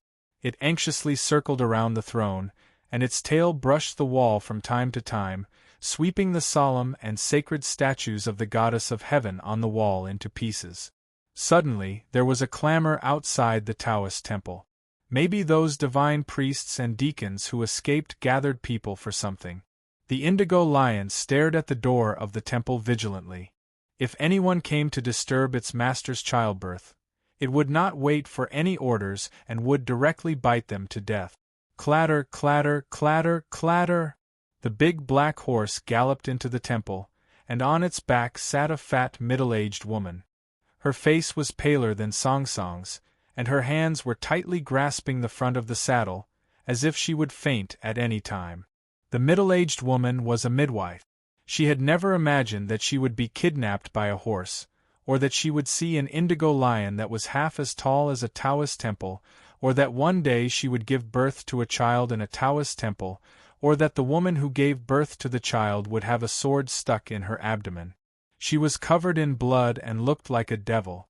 Thinking back, she felt that she had delivered countless babies in her life, and had seen countless bloody and ugly scenes. Otherwise, she would definitely faint. Of course, she would rather faint earlier. Sang Sang was lying on the throne. After taking a dose of medicinal powder, she felt a little better. She opened her eyes and looked at the busy middle-aged woman outside the gauze curtain. She asked weakly, When will it be born? It was already dusk, and a long time had passed since the beginning of labor pains. The midwife had been shouting slogans beside Sang Sang until her throat was hoarse, but she still did not give birth. Sang Sang was sweating all over, and the curtain under her was also wet. Her hair was messy on her pale cheeks. She looked very pitiful, but fortunately, her eyes were still focused. The middle-aged woman walked to the front of the throne and looked at the blood sword in her abdomen. She said in a trembling voice, "It's always like this when it's the first time. If you use more strength later, perhaps you'll be able to come out?" Sang Sang heard the uncertainty in her voice. She frowned slightly and felt a little unhappy. She wanted to say something, but found that her strength was rapidly disappearing. She had to close her eyes and continue to rest, preparing for the next time. Of course, the middle-aged woman wanted to leave, especially after she judged that it would be difficult for this woman to give birth naturally. She had tried to sneak out an hour ago, but when she saw the mighty and huge indigo lion bite off the upper bodies of 3 divine hall knights, she obediently walked back. She still did not give birth. Looking at the pale Sang Sang, the middle-aged woman suddenly felt some sympathy. She came to her side and said, "We have to do something. If it's really a difficult birth, 2 lives will be lost." Sang Sang looked at her and said weakly, "What is it?" The middle-aged woman showed a kind of pride on her face. She said, "Don't worry. My method has saved many fat boys. It's absolutely no problem." She untied her toolbox from the saddle of Big Black and took out a round-headed pliers. She lifted the curtain covering Sang Sang and was about to look between her legs. Sang Sang said indifferently, "Don't look." The middle-aged woman was a little startled. She said with a bitter smile, "Sister, you never let me look. How can I help you give birth if I don't look? We are both women, and you are going to be a mother. Why are you still so shy?" Sang Sang looked at her and said calmly and indisputably, "Don't look." The middle-aged woman looked at the obstetric pliers in her hand and sighed. "This method is from Chang'an. But no matter how good it is, you have to use it carefully." "No need for that." Sang Sang's sight moved from the pliers to the sword in her abdomen. Looking at the sword, she frowned slightly and kept silent for a long time. Her chest rose and fell slightly. She accumulated all the remaining strength in her body to the last moment, and then reached out to hold the hilt. The sword was the drunkard, a sword in a flagon. It had been washed by the strongest wine. Except for her own blood, it was clean. She held the hilt and pulled it down. With a swish, the blade cut through her flesh. Blood spread like a river crossing a dam. The middle-aged woman rolled her eyes and was about to faint. Sang Sang's face was pale. Her voice was intermittent and weak, but extremely firm. "Don't faint." A baby's cry was heard in the Taoist hall. It was not pleasant and it was a little noisy. For Sang Sang, it was the same for the Big Black Horse and the Indigo Lion. Her attention was mainly on the wound in her abdomen, while the Big Black Horse and the Indigo Lion were focused on her. As for the middle-aged midwife, she took out the baby from the bloody wound and cleaned it with her strong willpower. Finally, she could not bear the madness of life and fainted. Sang Sang wanted to heal the wound in her abdomen, but found that the remaining strength was too weak to do it. So she sewed it up with a needle and wiped it with the last bit of light in her palm. She fainted several times during the process. When she woke up, she continued to do it. She was in extreme pain, but she was still expressionless. After the horrible wound was sewed up, the last bit of light played a decisive role. When the blood was wiped clean, only the needle and thread marks could be seen, but not the shape of the wound. Sang Sang was very tired, but somewhat satisfied. She felt that she had done a good job. Of course, it was because she had done a good job as a human. Suddenly, she thought of a very small thing many years ago. Before she went to Chang, and from the city of Wei, she felt that her needlework was not good enough, at least not as good as those young ladies in Chang'an. Ning Ke seemed to think so too. She thought that he could not say that in the future. She thought of some trivial things and old things to distract herself and relieve the pain and fatigue. Then she remembered that she seemed to have forgotten something. She looked to her side and frowned. She seemed to be a little annoyed or unhappy, but she was actually a little confused. Right next to her, very close, lay two babies. The two babies were very clean with their eyes closed. They were so pink that it could not be described as jade. The problem was, how could there be two? She was the omniscient Haotian. How could she not know that she was pregnant with twins? Ning Ke had asked her in the cabin in the snow region whether it was a boy or a girl. She said that she did not know. She really did not know.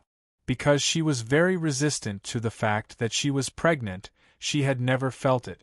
She was confused enough about giving birth to a baby, and it was even more so when she gave birth to two at once. What should she do next? Her face was a little pale and her eyes were a little flustered. She looked under the divine throne and found that the middle-aged midwife had already fainted, or in a deep sleep. How could she still be snoring at this time? She lifted the legs of the two babies and looked at them, confirming that one was a boy and the other was a girl. Her movements were a little clumsy and even a little rude. The indigo lion lowered its head and was too embarrassed to look. The big black horse stepped its front hooves helplessly and tore off a piece of cloth with its mouth. It put it on the divine throne and covered the two babies. That year, when the fat ant gave birth, she did wrap the babies very tightly. Maybe they were afraid of the cold? Sang Sang sat up with difficulty and wrapped the two babies with the cloth. But it was very messy. It did not look like she was wrapping the babies, but more like she was wrapping something like a powder box. She held the babies in her arms, which inevitably looked a little awkward. At this moment, the baby boy suddenly opened his mouth and cried loudly, as if he was infected. The baby girl in her right hand also cried, one after another, just like at the beginning.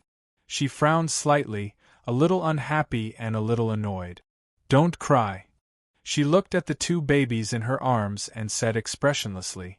She did not have any divine power now, but her words were still as majestic and solemn as the sea. But how could a newborn baby feel any majesty? Even a newborn calf would not be afraid of a tiger. Haotian's newborn children were naturally fearless. The Taoist temple was filled with the babies' cries. Sang Sang was a little annoyed and panicked. She suddenly closed her eyes and furrowed her brows tightly. She furrowed her brows very tightly and forcefully. She wanted to use this method to remember some memories from a long time ago. Finally, she managed to remember it. At that time, it finally rained in Hebei province. She was still a baby, lying quietly in Ning Ke's arms.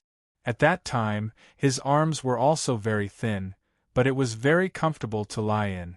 Recalling the way Ning Ke held her, her arms gradually became less stiff. They became softer and slightly bent. The two babies obviously felt more comfortable, and their cries gradually became lower. There were still some things to do. She remembered that at that time, Ning Ke got rice paste from somewhere and fed it to her with his mouth bit by bit. Babies had to eat rice paste. If there was no rice paste, then they would have to drink milk, or vice versa. She opened her eyes, untied her blood-stained clothes, and began to feed the babies.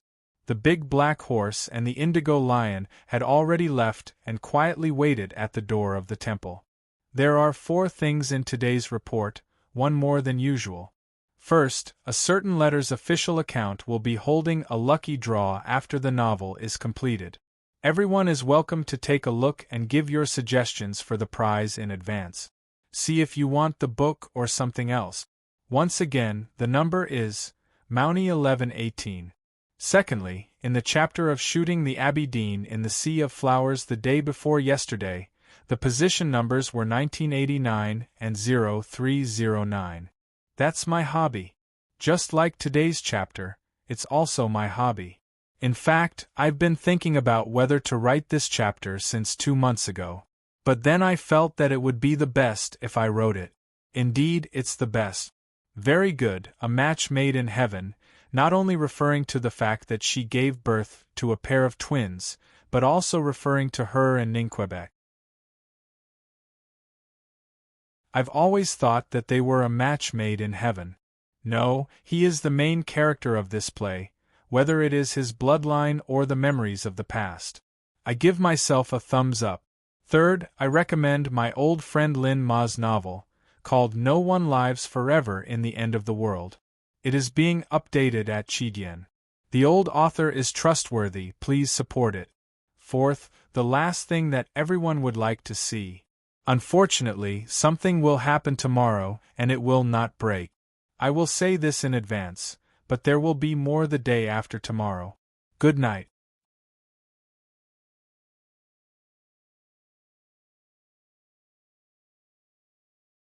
Chapter 1139. I have something to deal with today, and I don't know when I can go home, so I have to ask for leave. Please forgive me.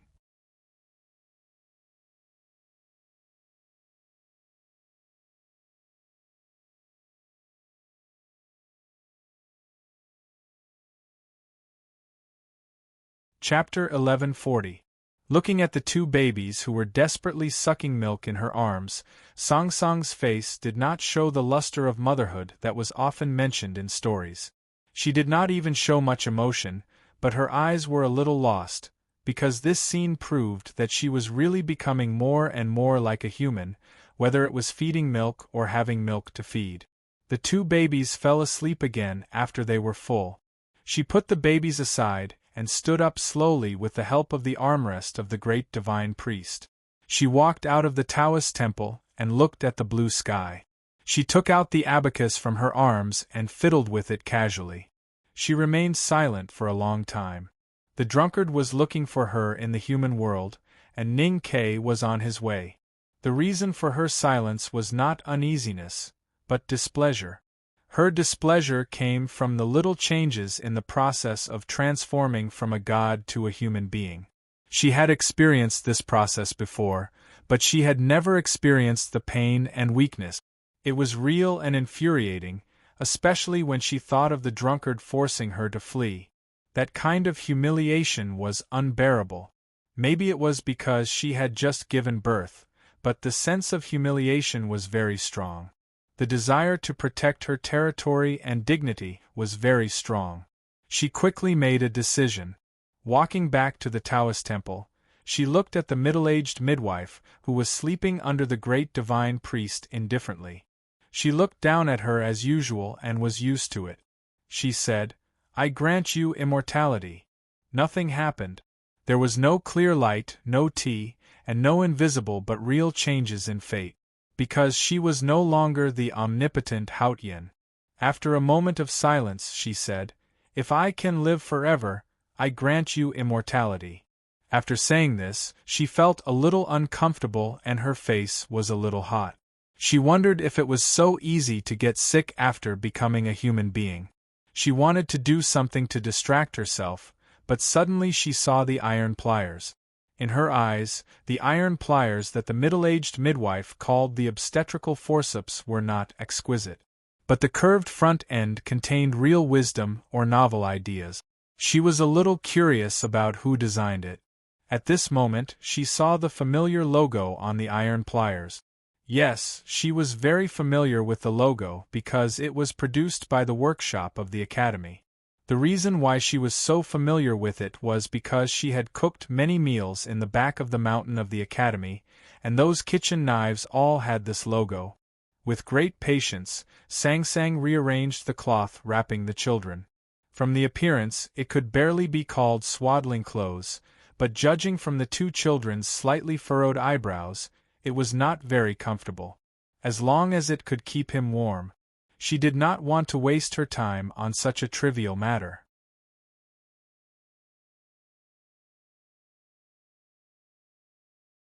She tied the two children to both sides of the saddle of the big black horse and rode on the back of the indigo lion. Then, she walked toward the outskirts of the capital. The twilight was as thick as fire. There were some pedestrians in the streets that had withered because of the war. Seeing the huge indigo lion and Sang Sang on it, People screamed in horror and fled. When they passed by a square, Sang Sang asked the indigo lion to stop. There were thousands of people in the square, kneeling and praying towards a small courtyard. There was a pile of white dust in the courtyard. They were the followers of the new stream. They came from all over the world to pay homage to their saint. Now that the new stream was gradually becoming more powerful, Song, Qi, Liang, and Chen kingdoms were in a precarious situation. Taoism was hard to maintain and might be abandoned at any time. Therefore, they did not dare to kill the followers of the new stream like they did in the past. Sang Sang knew that Yi Su was burned to death in that small courtyard. His ashes might be among the pile of wood ashes. It was also from that day onwards that she could no longer recover from her weakened state of mind. Looking at the small courtyard and the dense crowd of followers of the new stream, she was silent for a while. She was not too angry because it was meaningless to be angry at the dead. But her state of mind inevitably fluctuated a little. The wound on her abdomen was affected and burst open a little. She looked down at the blood that seeped out of her indigo clothes and frowned slightly. Then she realized that the number of times she frowned these days was more than the number of times she had frowned in the past years. "Let's go," she said softly. The indigo lion slowly walked out of the city, followed by the big black horse and the two children. The followers of the new stream kneeling in the square did not notice them at all. It was probably because they were too focused and pious. Riding on the indigo lion, she looked at the human world that was no longer what it was yesterday. Her mind gradually drifted away. There was no emotion or kindness on her face, but there was some kind of divinity overflowing from her indigo clothes. She suddenly remembered something. When she was a child, she heard Ning Ke talk about a bodhisattva. It seemed that the bodhisattva also rode on the indigo lion to travel around the world. She took the indigo lion from the bodhisattva in the chessboard. Now sitting on its back, she really looked like a bodhisattva. According to Ning Ke, the bodhisattva was very determined and kind. He was a good bodhisattva because he loved all the people in the world, whether they loved him or not. She slightly raised her eyebrows to dispel this feeling. She wondered how she could become weaker than the Buddha. When they were out of the capital of the kingdom of Song, the indigo lion and the big black horse stopped and looked at her at the same time.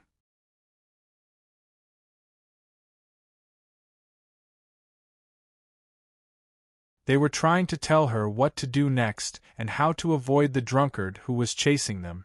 Sang Sang looked northwest to a star. She remembered that she named it Sirius. "Let's go there." The Sirius star was in the northwest of the sky. There was a small town in the northwest of the human world. She was now the Tang monk that Ning Ke mentioned. She only had the divinity but no divine power left. In the eyes of people like the Abbey Dean and the drunkard, she was the biggest temptation. Grand cultivators at that level would kill her at all costs. Chang'an was too far away and it was not safe to go back. So she had to go to that small town. She suddenly remembered that the guy named Tang Monk that Ning Ke mentioned seemed to have become a bodhisattva. He was very naggy and stubborn. She just did not understand why he always liked to escape when he was traveling to the west. She did not want to escape anymore. Haotian's dignity did not allow her to continue to escape. She wanted to go to that small town and kill the drunkard. The small town was located at the border of the Kingdom of Song and the Kingdom of Yen. It was deserted now. The northeast border military of the Tang Empire had already invaded the hinterland of the Kingdom of Yen. It was said that they had besieged Qingjing City for as long as 10 days. The refugees had already passed the small town and rushed to the south, leaving only a mess of ruins.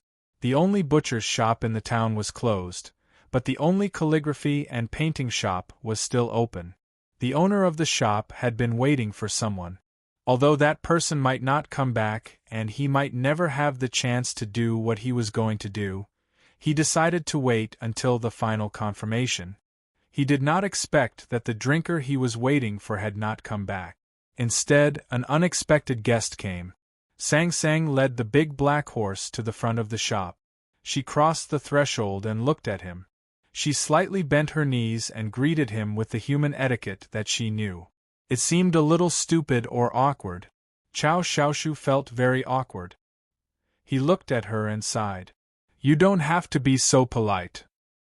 He was a very dissolute, talented, and uninhibited person. He was also very confident.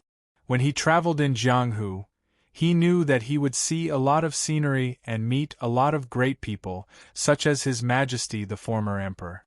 But he never thought that one day he would become Haotian's uncle. Zhang San and Li Si also knew Song Song's identity. Their faces instantly turned pale. They panicked and felt extremely uneasy. But when they saw the two cute children beside the saddle, they were a little confused. They are you. Sang Sang thought for a while and said, youngest brother and younger sister. There were 3 generations in the back of the mountain of the academy. The eldest sister of the 3rd generation was Tang Xiaotang, followed by Zhang San and Li Si.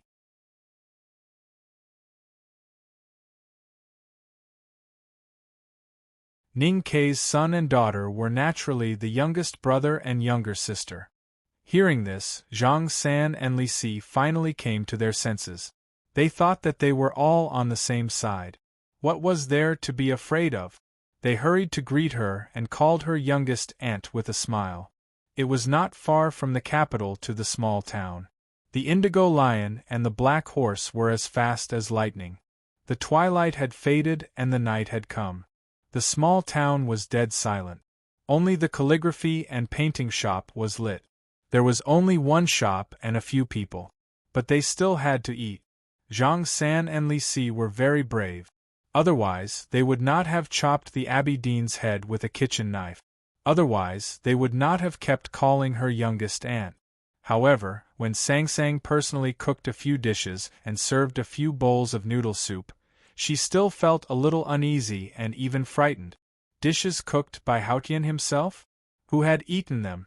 Who was qualified to eat them? Your master, uncle and aunt all had eaten them, and more than once. Chao Xiaoshu said with a smile, but there were very complicated emotions in his smile. He looked at the perfectly tender fried egg on the noodles. After a moment of silence, he said, "It was raining heavily that year.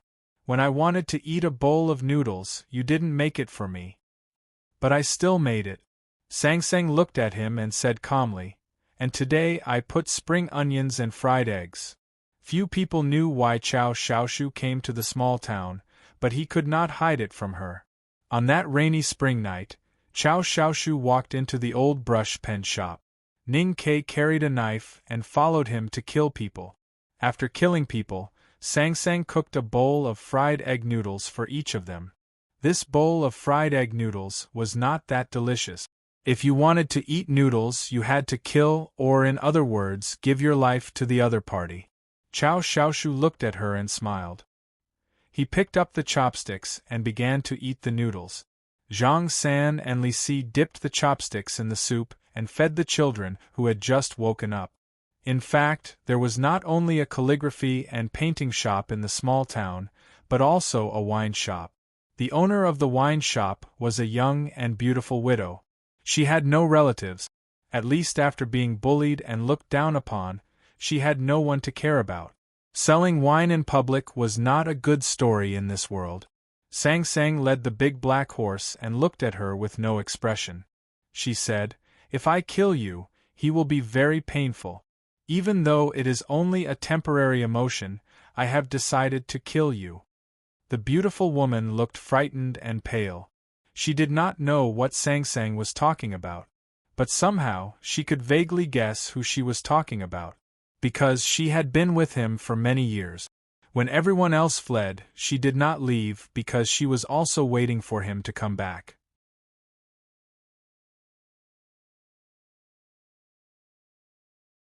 She believed that he would take her away. Sang Sang was very weak now, but she could still kill such an ordinary woman with just a thought. The big black horse tilted its head and refused to move forward. The indigo lion hid in the darkness, like a black hill. It approached slowly and could swallow the woman at any time. Then, the drunkard appeared. And today, you're tuning in to the Phoenix Nights YouTube channel. Don't forget to subscribe and join us on this journey to catch the most captivating stories.